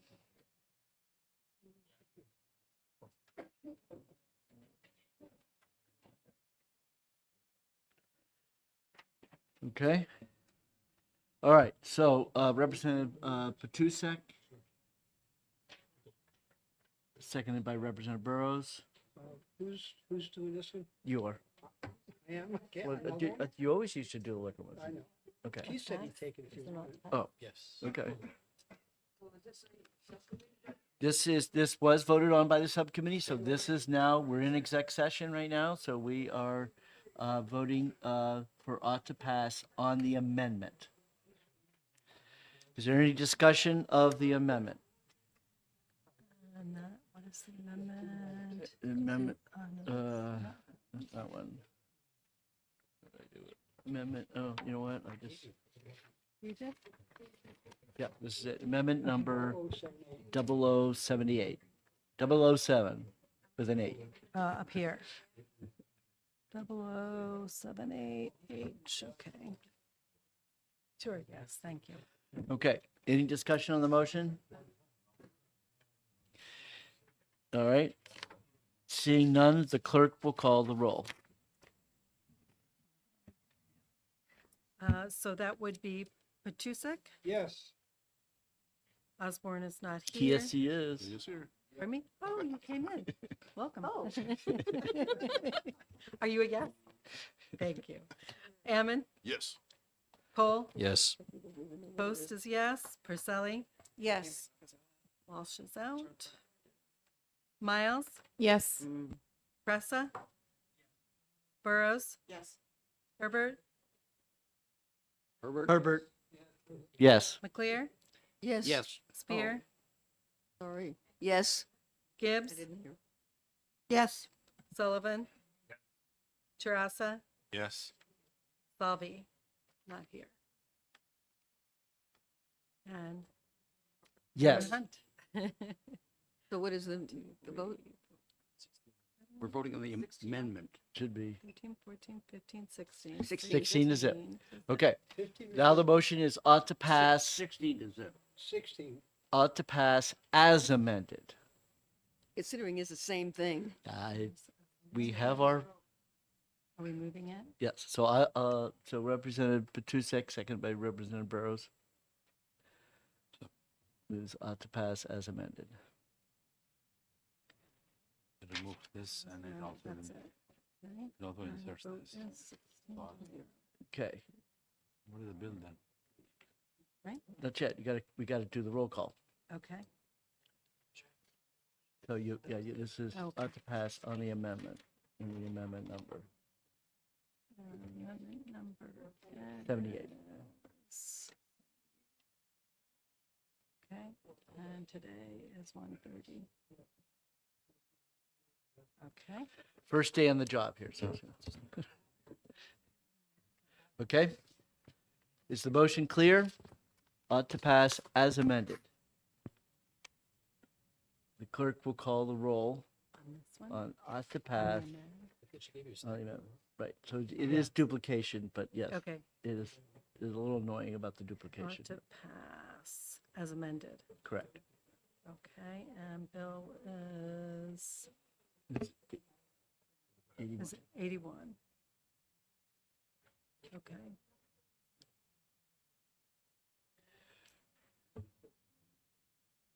Okay, and we can start? Yep. So, we have Petusik, Yes. Osborne. Yes. Ammon, Yes. Cole, Yes. Post is here, yes. Purcelli, Yes. Walsh is out. Miles, Yes. Pressa, Yes. Burrows, Yes. Herbert, Yes. McAleer, Yes. Spear, Yes. Gibbs, Yes. Sullivan, Yes. Tarassa, Yes. and Selby's out. Hunt is yes. Hunt is yes. I keep on forgetting. you. I That's okay. apologize. 1, 2, 3, 4, 16-0. 7, 8. Just want to make sure. Motion passed 16 to zip. All those in favor of placing on the consent calendar, please say aye. Aye. Those opposed? So moved unanimously. Okay, next up, prohibiting businesses from scanning individuals' licenses when selling alcohol or tobacco products. Representative Petusek, seconded by Representative Burrows, moves ought to pass on the amendment number 80. 80. Okay.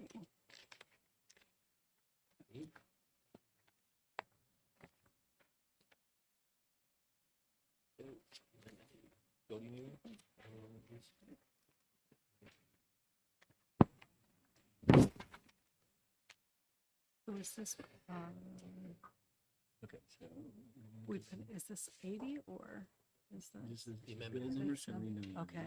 So the motion is ought to Mhm. And the amendment is? This is- the Right, this 2 seven, zero how, eight? House Bill, wait a minute, House Bill 79. I know. Okay, just scratch it out. right Okay. there. And what is it? 80 Yeah, that's right. Okay, for later? yeah. Okay, the amendment, basically, moves it out of, safety, puts it into, the liquor statute, and this would be something the Liquor Commission would enforce. And what the enforcement is to ensure that the machines, that, all they do is have a red-green light bulb and cannot store any personal information. So, a quick Yeah. question. Yes, Representative Shiros. So, they are going to guarantee that the scanner is not going to store the information? They are, that is their guarantee. So normally in a case like this, if someone were to be suspicious that it's storing information, what people have been doing is calling up the Attorney General's office and the Consumer Protection Division. He was here yesterday, and he was saying is, he's just on that call, he's not going to go in and, to a merchant and try to find out what they're doing, what's going on. So in this case, because the Liquor Commission already has statutory authority to do investigations on any licensee, the Liquor Commission absolutely will know what machines they're looking at. And they'll know the machines because there's only a handful of them out there. And so they'll look at the machine and they'll know which machine, if the machine is what they expect, they'll already know that that machine does not store any data, that the purpose of the machine is simply red light, green light, then there won't be a problem. However, if they see a machine they've never seen before, Yeah. then absolutely they will do their homework on that machine to find out whether that machine has the capability of storing. And if it does, the establishment runs the risk of losing their license. There's also a discussion that right now there's no universal scanner per se. So are they going to work on that? Yeah, they're absolutely, they believe it or not, they're actually seen plenty of these machines already. They already know about these machines because they see them all the time. Okay. So, but that it's, the problem was that the bill as it was introduced was piggybacking on a statute that was already in licensure that was related to pawn shops, which absolutely stored the driver's license number because that's what the pawn shops were, they wanted. So in that case, those machines cannot be used in a liquor establishment. Okay. They'd be barred because of the statute. Any other discussion on the motion about to pass on the amendment? Okay, seeing none, the clerk will call the roll. Petusek? Yes. Osborne? Ammon? Yes. Cole? Yes. Lisa Post is yes. Purcelli? Yes. Walsh is out. Miles? Yes. Pressa? Yes. Burrows? Yes. Herbert? Yes. McAleer? Yes. Spear? Yes. Gibbs? Yes. Sullivan? Yes. Tarassa? Yes. And Salvia is not here. Yes. Should be 16. Oh, I put that up there for you. And yes for Chairman Hunt. So we are 16. Okay, 16 Zero. zip. motion carries 16 to zip. The motion now, Representative Petusek, seconded by Representative Burrows, moves to pass as amended. Is there any discussion on the motion? Seeing none, the clerk will call the roll. Next roll. Next sheet, Here we go. And this is, when she's ready. okay. So we This have, is House Bill 00. 77, Amendment number 0080. Okay. So Petusek, Yes. Osborne. Ammon, Yes. Cole, Yes. Lisa Post is here and is yes. Porcelli, Yes. Walsh is out. Miles, Pressa, Yes. Burrows, Yes. Hubert, Yes. McAleer, Yes. Spear, Gibbs, Yes. Sullivan, Tarassa, Yes. Salvi is not here, and Chairman Hunt. Yes. Okay, all those in favor of placing House Bill 77 on the consent calendar, please say aye. Aye. Those opposed? So moved unanimously. Yes. Okay. Okay. Next up is House Bill 79, establishing commission to study the privatization of the Liquor Commission. Representative Petusek, seconded by Representative Burrows, moves inexpedient to legislate on 276. Yep, that's it. You got the right sheet. 276, okay. And so this is ITF. 276. Oh no, 79. Oh, this is the 79 one. Okay. Oh, we're on a page number ahead of ourselves, but okay, just hold on to that one. Okay. This was See what 77. happened. We did 77 over here. We rewrote it on here. Okay, right. We just So did this- 77. Yep. So, And this is 77. 79. I know, but theoretically, these sheets were in numeric order, but who knows what happened. Let's see, we've got 276, 359.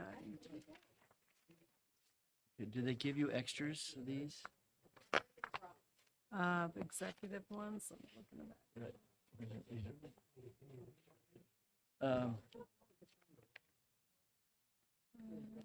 Where are all these other ones? 167, Look, you know what? We're not going to take up this Okay. one, so use it. 359, okay. Use this one. Yep. And we're going to do this as this number? Okay. Yeah, right. Yep.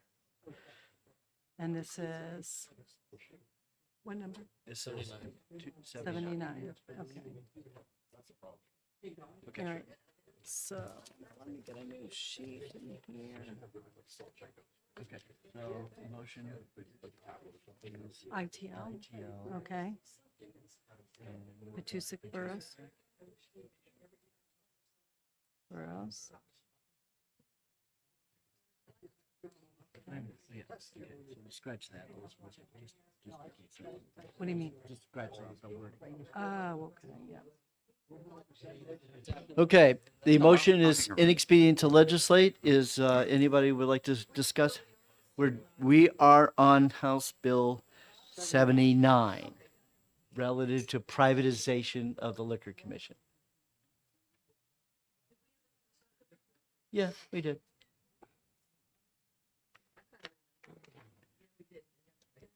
Okay, any discussion on the motion of inexpedient to legislate? You all set with your conversations over there? Okay, the motion is inexpedient to legislate. Clerk will call the roll. Patusic, Yes. Osborne. Ammon, Yes. Cole, Yes. Post is yes. Porcelli, Yes. Walsh is out. Miles, Yes. Pressa, Burrows. Herbert. McLear, Yes. Spear. Gibbs. Yes. Sullivan. Teresa, Selby's Yes. out, and Chairman Hunt. Yes. Okay, and Okay, that's the motion 16 to carries. 0. Vote 16 to zip. All those in favor of placing on the consent calendar, please say aye. Aye. Those opposed, so moved unanimously. Okay, last but certainly not least, 276. We don't, no, we should have the requirement. Yeah. Okay. So we're doing Patusic, Burrows. Right, yes, yes. No, I don't care. Just get it. Just, yeah. And this is 276. You can vote it, yes. Motion is. We have an ought to pass on 276. Moving the requirement that don't promise. You owe me. What is it? I'll let you do it. Removing the requirement. Okay, That's the all right. ITL. Right, so Representative Hunt, seconded by Representative Burrows, moves inexpedient to legislate. I want to own this one. Okay. And I do know what the three no votes are going to be, because I am a chairman and I should always be able to count votes. Okay. The clerk will call the roll. Patusic, Yes. Osborne. No. Excuse me, Ammon. Cole. Yes. Post is yes. Porcelli. Yes. Walsh is out. Miles. No. Pressa. Yes. Burrows. Yes. Herbert. Yes. McLear. No. Spear. Yes. Gibbs. Yes. Sullivan. No. Teresa. Requirement. No. And Selby is not here. Well, I guess I was wrong. 3, 4, 5, 6, 7, 8 here. And then we have one. And Keith was not, so I'm going to do an X. 1, 2, 3, 4, 5, 6, 7, 8, 9. So this is 9 to 8. 9 to 8. Is that yes or no? So that inexpedient 98. legislate passes. 98. Will there be a minority report? Okay. Goes on the regular calendar?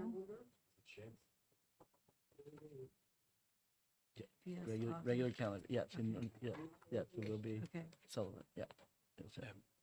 Okay. With that, we'll end the exec session. So 359 is not covered. So why never, why the We didn't even talk about this. That was a struggle. Right? We did that one last night. So why are we getting this now? They don't get. They don't get whatever that. So it's different. Just there is one correction. She forgot my vote, so it is going to be 10-8. 10 to 8. 10 to 8. Okay. But there is an Let's eight say of us here. whopping No, majority. 1, 2, because we have what, 1, 2, How could that be right? 3, That came 4, up. 5, 6, You have two 7, absences you 8, checked off, I 9, bet. 10. Where? 10. Who's not here? Oh, because So- you wrote, checked over here. Okay, so Osborne is, that's your check, put a check there. Oh, okay, so I did it wrong. Right. And this would be Keith. And this is, Walsh is out. Right. Right. That's right, correct. Miles is the no, so she goes here. Okay. And this is McLear was here. And then Gibbs was here, and this is Sullivan, That's correct. and this is Terrassa. Yeah. And Salvy's out. Right, so the actual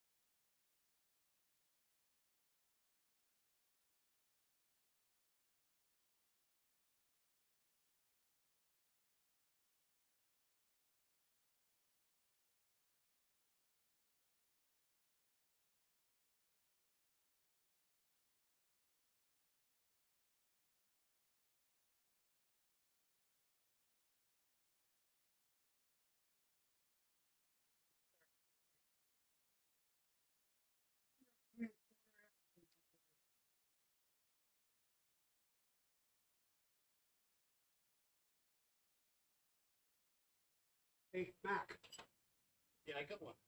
this is the last two. This is the cannabis bills.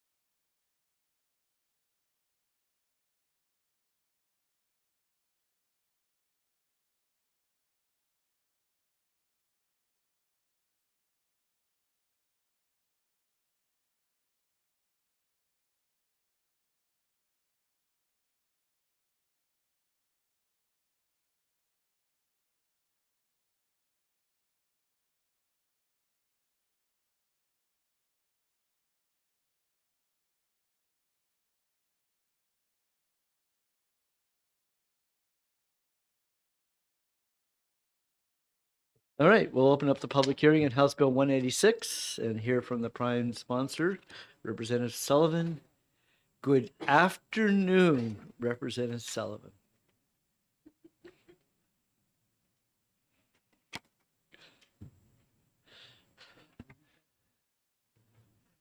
Good afternoon, Chairman Hunt and everybody else on my fellow committee. We've all been here before, and we've hashed this out a bunch in the last couple of years. And my motivation behind this bill is many. First and foremost, I think it's ridiculous we continue to arrest people in New Hampshire for possession of cannabis, and I think that needs to stop. And so this is one of two bills I put in. The other one was in front of criminal justice, where they are just the part that legalizes it. This does legalization plus sale and regulation of the commerce part of it, which is why it's here. This bill is largely modeled on the bill that we passed close to unanimously out of our committee in 2023. And then we overwhelmingly passed it out of the House in 2023 as well. I think it was 290 votes or something. I don't remember the exact vote. So basically it was 530, I think it was 539 back in 2023. So a few differences is we are just going to use the room and meals tax. So we will still have a very low tax rate on it. I think in the previous bill, if I recall, it was more like the beer model where we were going to be taxing like cultivation, but there's problems with doing it that way, particularly if it becomes legal federally. Cultivation could be moving out of state. There's a lot of reasons into why I thought just the room and meals tax would be better.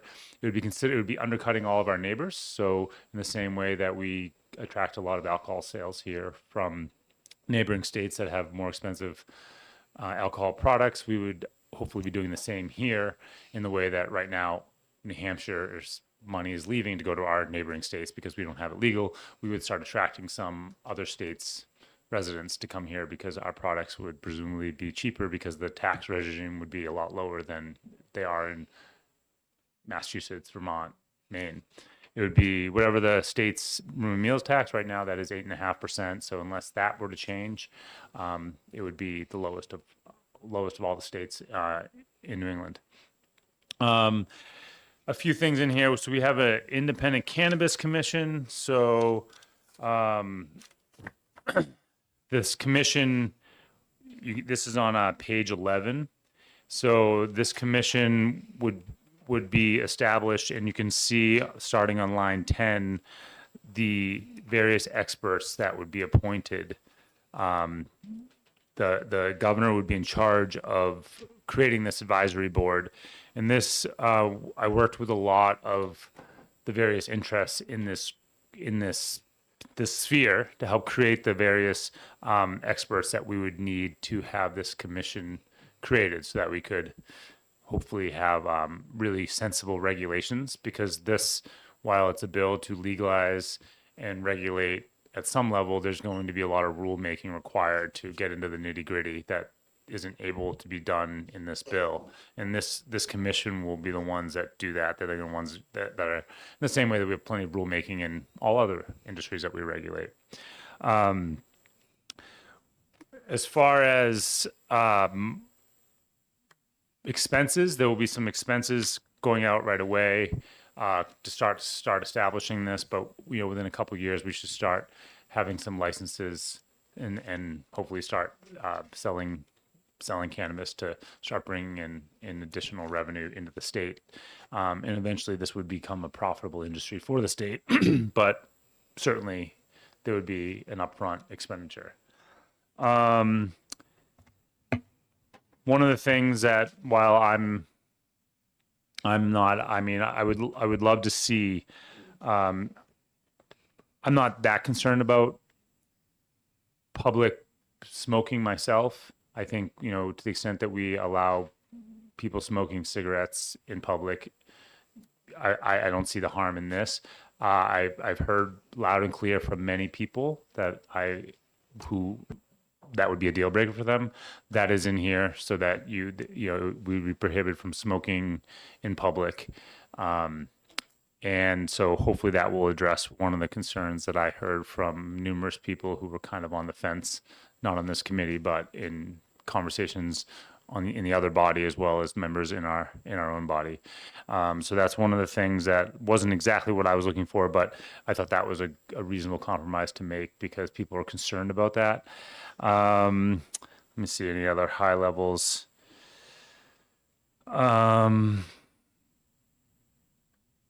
I think with that I can open up to some questions.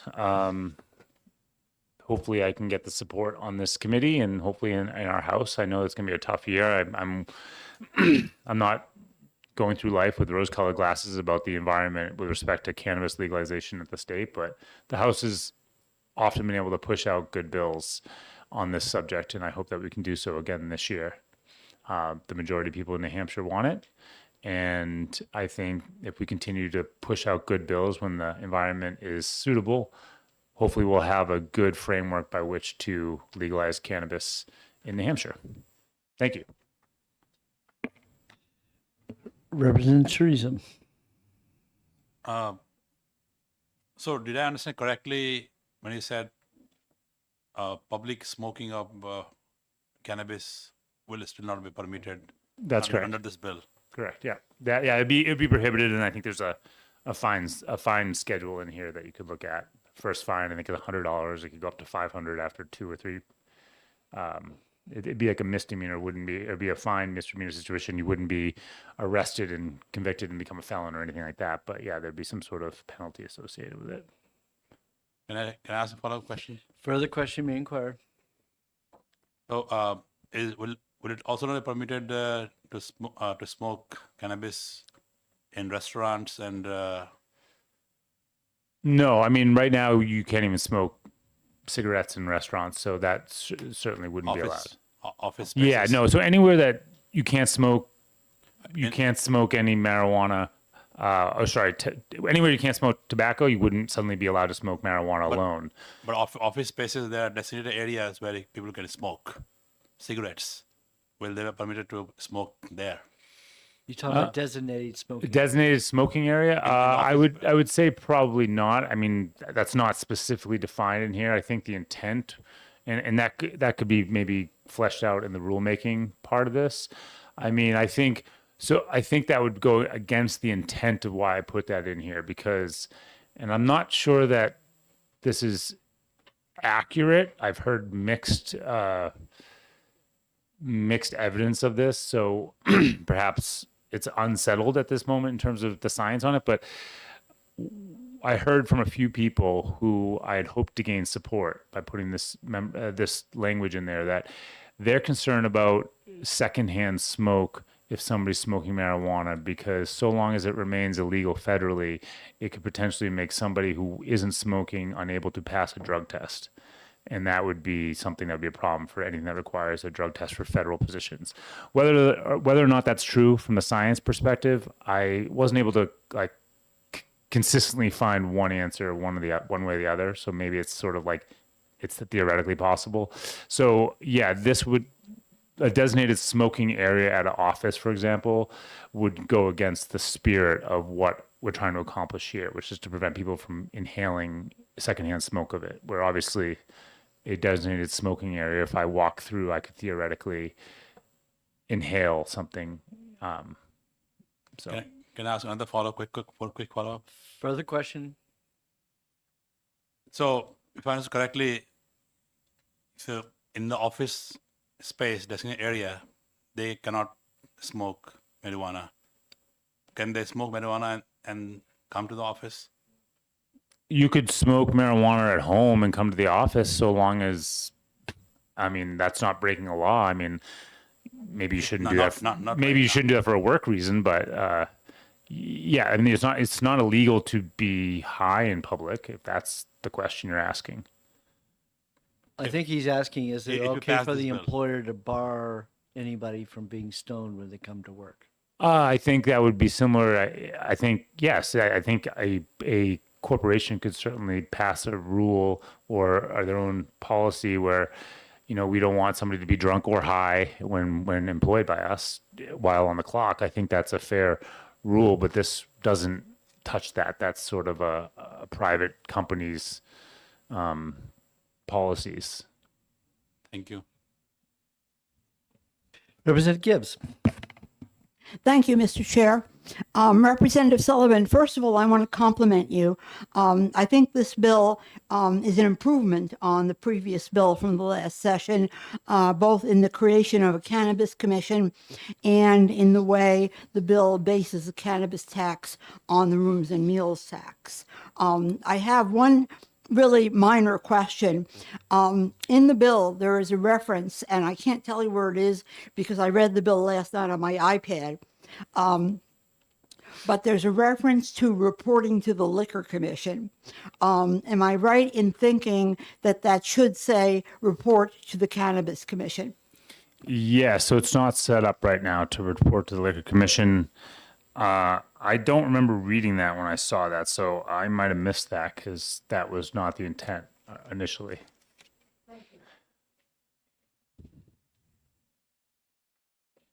Yes. We're all set. All right, thank you. Chair Colin Heath Howard, who is a co-sponsor.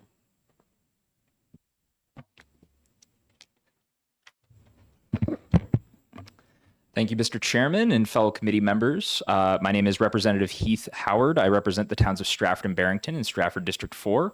I come in front of you today in support of HB 186 because it, to me, is pretty common sense. Right now, we've been seeing huge revenue declines, and this is a great way that we can help kind of climb out of that hole without introducing new tax burdens onto our public.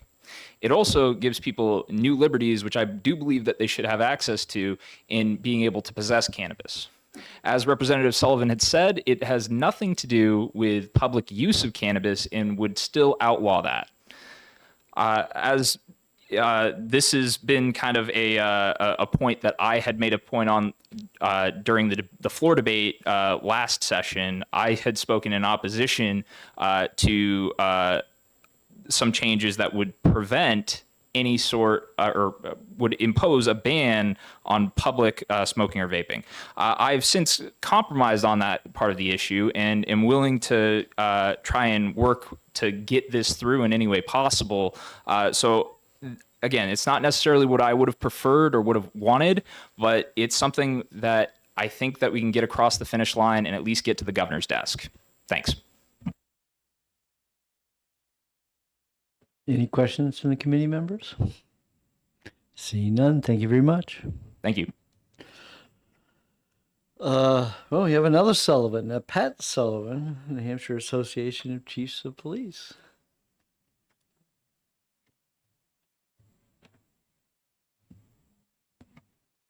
Thank you, Chairman Hunt.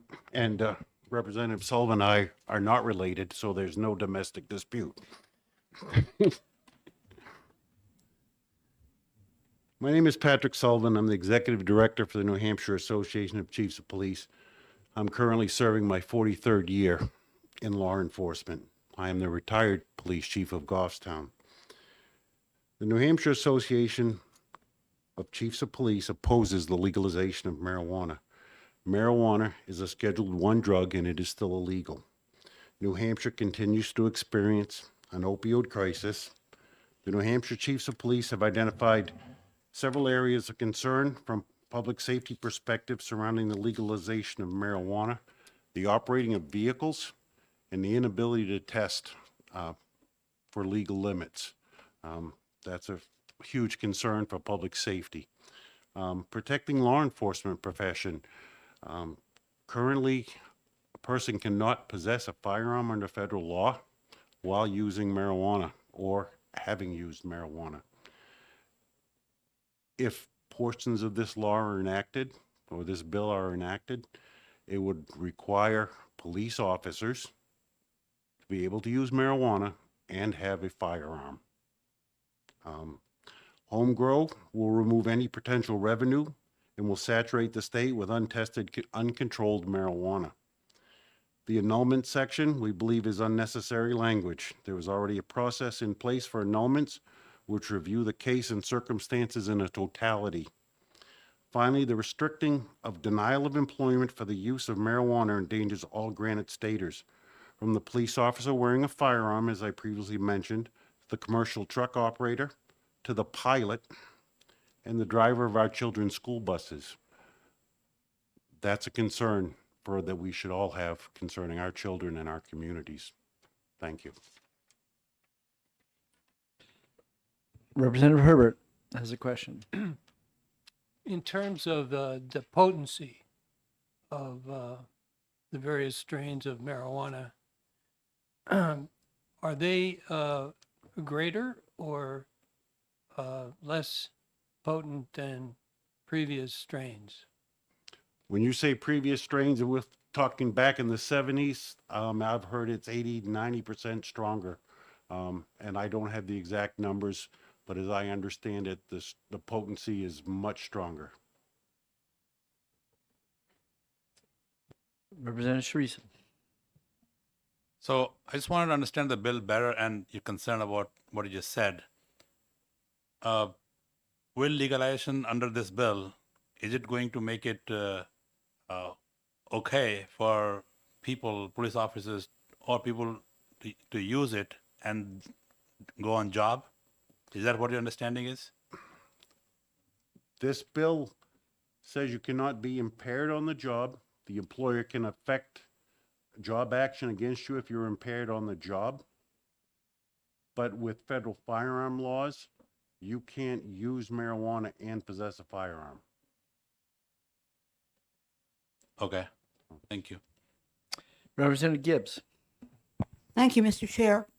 Doesn't the bill make it illegal to operate a vehicle or an airplane or anything similar under the influence of marijuana? Yes, it does. However, what is the limit? That's part of the driving thing. There is no legal standard or limit. What makes you impaired? There's no judging that. There's no testing that. Representative Petrusek. Thank you, Mr. Chair. Mr. Sullivan, I was reading an article in the Wall Street Journal the other day about THC. The THC from back in my day in the 60s and 70s was about 6%. The THC of the 21st century tested last year was 90%. Just FYI, would you believe? I would, and thank you. That's well within lines of what I've been hearing, but. Representative Gibbs. Thank you, Mr. Chair. This is basically a follow-up on my previous question. Can you tell us anything about how other states that have legalized marijuana determine whether a driver is impaired after using marijuana? There are several different programs, A-RIDE, such as those detection classes. Again, we have very limited resources here in New Hampshire as far as training the number of police officers that need that certification.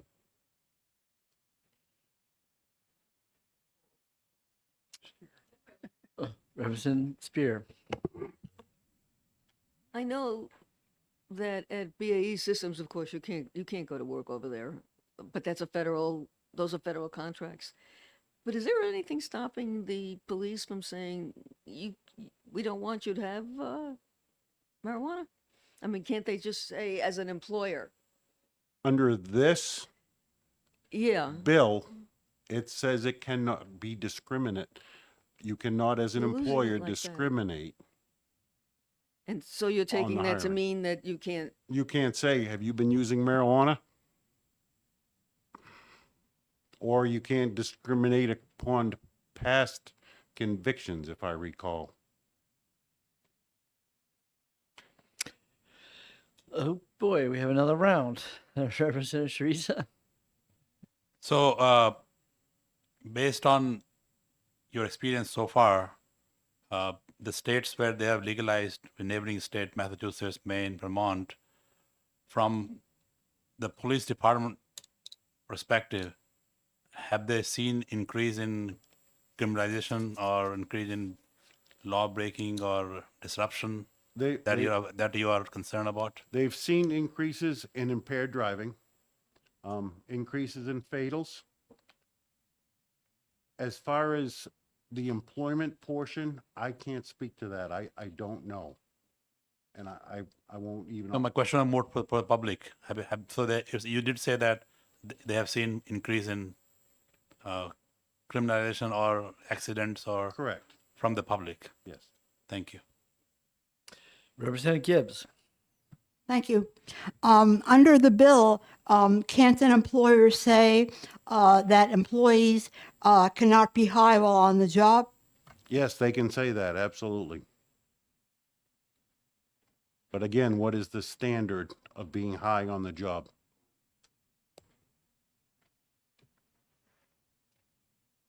Thank you very much. Thank you.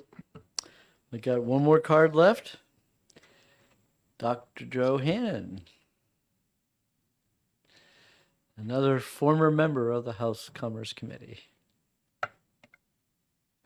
Thank you for the introduction, Chairman. My name is Joe Hannon. I served on the Governor's Commission to regulate taxation and sale of marijuana at the time, back in 2018. I think it was 18-19. And I'm also on the board of New Hampshire Cannabis Association on their advisory board. I stand in favor of this bill. It's very similar. I'm sure if you flip through it, you wouldn't see it too different than bills that had passed this committee in the House at least once in the past, probably more than that. I think it's a good start. One thing I didn't find, I was listening to other people testifying, I couldn't find anything in this bill that says that people have to use cannabis. Like, cops don't have to start using it, and pilots don't have to start using it. You don't have to do it. This isn't making anyone do anything. It's giving someone a choice. And they can be prevented from those positions if they are under the influence, especially because of federal law being what it is. So I don't think that's really an issue. In 2022, the National Survey on Drug Use and Health, about half of U.S. adults, 50.3%, were found to have used cannabis at some point in their lives. I'm not going to ask anyone in here to raise hands, but that would be about 10.3 of you that would have at least used it once in your lives. In 2023, it was estimated there were 55.5 million U.S. adults who had used at least once in the previous year. Okay? Now, Lincoln once said, that, in paraphrasing, the best way to get a bad law repealed is to enforce it strictly. Cannabis laws are not enforced strictly, obviously, and they're certainly not enforced fairly. You're 5 times more likely, and sometimes 6 times, depending on your jurisdiction, more likely to be arrested for a cannabis possession offense if you are a person of color or other minority. So it's not uniformly enforced. If 55 million Americans were rounded up and sent to prison for up to 7.5 years for their first offense, there wouldn't be just a protest or some rioting. There'd be another revolution that would make the one we did over the 1% Stamp Act look like peanuts. You couldn't lock up 1 out of 7 people in this country and not see consequences. But we have a law in the books that everyone wants to enforce, but not too much, because if they did, we would have the result of, we wouldn't have to listen to these bills every year if it was actually enforced. Nobody would be here discussing it. It would be a no-brainer. And for roadside tests, we only have a roadside test for alcohol, and that was not even invented till almost 20 years after Prohibition was repealed initially. We don't have a roadside test for any prescription drugs, any over-the-counter medications, cold medication, narcotics, lots of things that many millions and millions of Americans are on a daily basis. Zero roadside test. They have other means of doing that. I think it's good to have drug enforcement, drug recognition experts and people out there doing their job. I think we need to fund more of that. That's a great thing to keep people from driving impaired. But I think that thinking that we are an island of prohibition is a good thing is short-sighted. We're surrounded by not just every state around us that has legalized it, but another country has legalized it. We are completely surrounded. Now, that's great. We can say we have a moral superiority to them because we haven't legalized it here. But that's ignorant to think that people can't drive 20 minutes or 30 minutes in any direction and buy it and bring it right back. That's what people do. We're losing the revenue. We're making people travel more. So you don't want people to drive under the influence, but we want them to drive further to get it. It's okay to sell grain alcohol or high content liquor in the stores, and the state does that as a government entity, so to speak. And that's not questioned whatsoever. No one's saying, well, they sell grain, it's killing people. well, yeah, it's not a good idea to drink it, and you shouldn't be using high doses of high amounts of THC unless you have a reason. People are going to do it, but it also gives people who smoke or inhale those products, which is still unfortunately a higher percentage of people, the ability to smoke less. You know, if you're drinking something that's 40% alcohol, you know, if you have 10 drinks, that's a lot, but you don't have to have as many drinks if you're drinking something that's stronger necessarily. Same with pain medication. When I prescribe pain medication, I would give people sometimes a very strong pain medication for severe pain, but I would give them the lowest dose possible. And, you know, someone instead of taking 10, 15, 20 pills a day, if I can give them a smaller dose of something, that's a better thing to do, a smaller quantity. Anyway, so no one's forcing people to do it. And as far as, you know, the federal courts and Second Amendment rights, there have been at least 2 federal courts that have said they can't do it. It hasn't been in our federal district yet, but the trend is happening that it's not something that is constitutional, and I can't wait for that debate to happen at the federal level even further. And I think that's about it. Unless you have any questions, I'd be happy to answer any questions you have. I've been doing this for many years from an advocacy level, and I've worked with patients, people in recovery, providers, and people in the business, and obviously legislators, and I'd be happy to answer any questions or concerns you may have. Representative Teresa. So will this bill require a label on the marijuana product being sold saying marijuana is injurious to health, the way alcohol, that label is always there in every alcohol product or even cigarette smoking products? Will this require to put that label so people know that it is injurious to health? That is. There are several. I can't find the specific sentence. Thank you for your question. I don't know the specific part of this that says that, but there are several areas that have mass marketing prohibitions, prohibiting marketing to minors, labeling requirements about content, and that effect. I don't know if there's a specific health warning. Maybe someone else could answer that. It may be in here, but I'm not sure. Follow-up question? Not please? against it. Further question?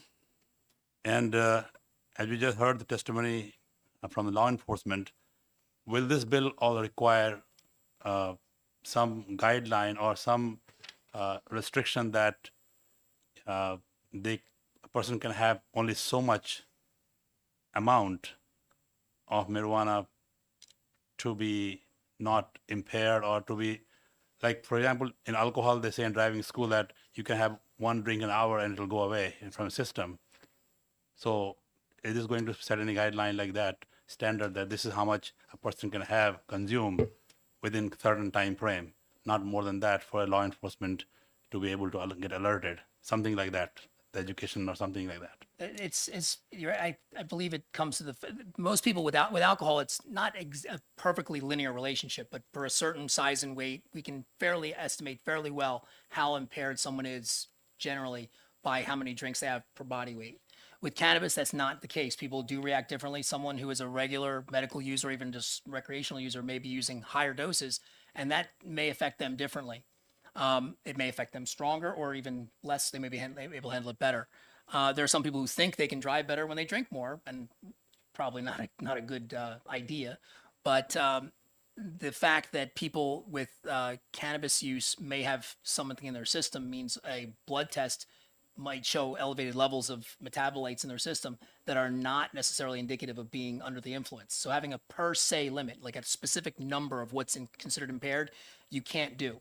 Now, because you can't do that currently scientifically, does that mean that we shouldn't do this? I mean, after Prohibition was repealed, it was a good 20 years before they even invented a test. And then it was another 20 or 30 years before that it was a good idea to enforce it.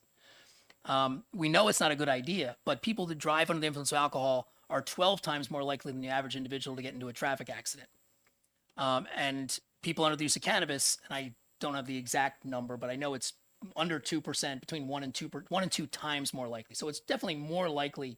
And I'm not saying people should drive under the influence, but I'm saying it's not nearly as dangerous as driving under the influence of alcohol on a overall level of just pure numbers. Now, the other thing is people do drink less in some locations, in some areas, especially young people are obviously drinking less and smoking more at certain times. Now, I'm not saying high school kids, because there's tons of studies that show that high school age use has gone down in states that have legalized medical or adult use. But anyway, I hope that answers your question. The answer to your question about what is written on the package for disclosures is on the bottom of page 22. Yeah. Okay. Thank you. Thank you. Yep, warning label, caution, when eaten or swallowed, the intoxicating effects of this product may be delayed. Okay. Anything else? Are we good? I was able to find it pretty quickly. I guess this does look pretty familiar to me. I thought so. Okay. Any other questions for Dr. Hannon? Seeing none? Thank you very much. Thank Have a you very great much. day. Having no more cards, Oh, no. I will close the public hearing on House Bill 186. And like all bills in commerce, it will go to a subcommittee, and it's our liquor subcommittee.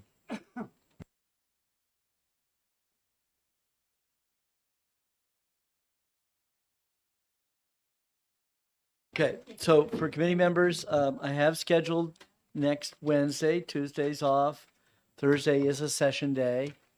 After Wednesday, we theoretically haven't heard any different that I have now scheduled all bills. We'll have all our hearings done. So then, as we go march through the rest of the month, we will be just doing subcommittees and getting through the weeds and of all those bills. And I will try to do Tuesday, Wednesday, if I can get committee rooms on Tuesday, but it's based upon availability because I refuse to meet on Friday. Thank you. Representative Spear. Actually,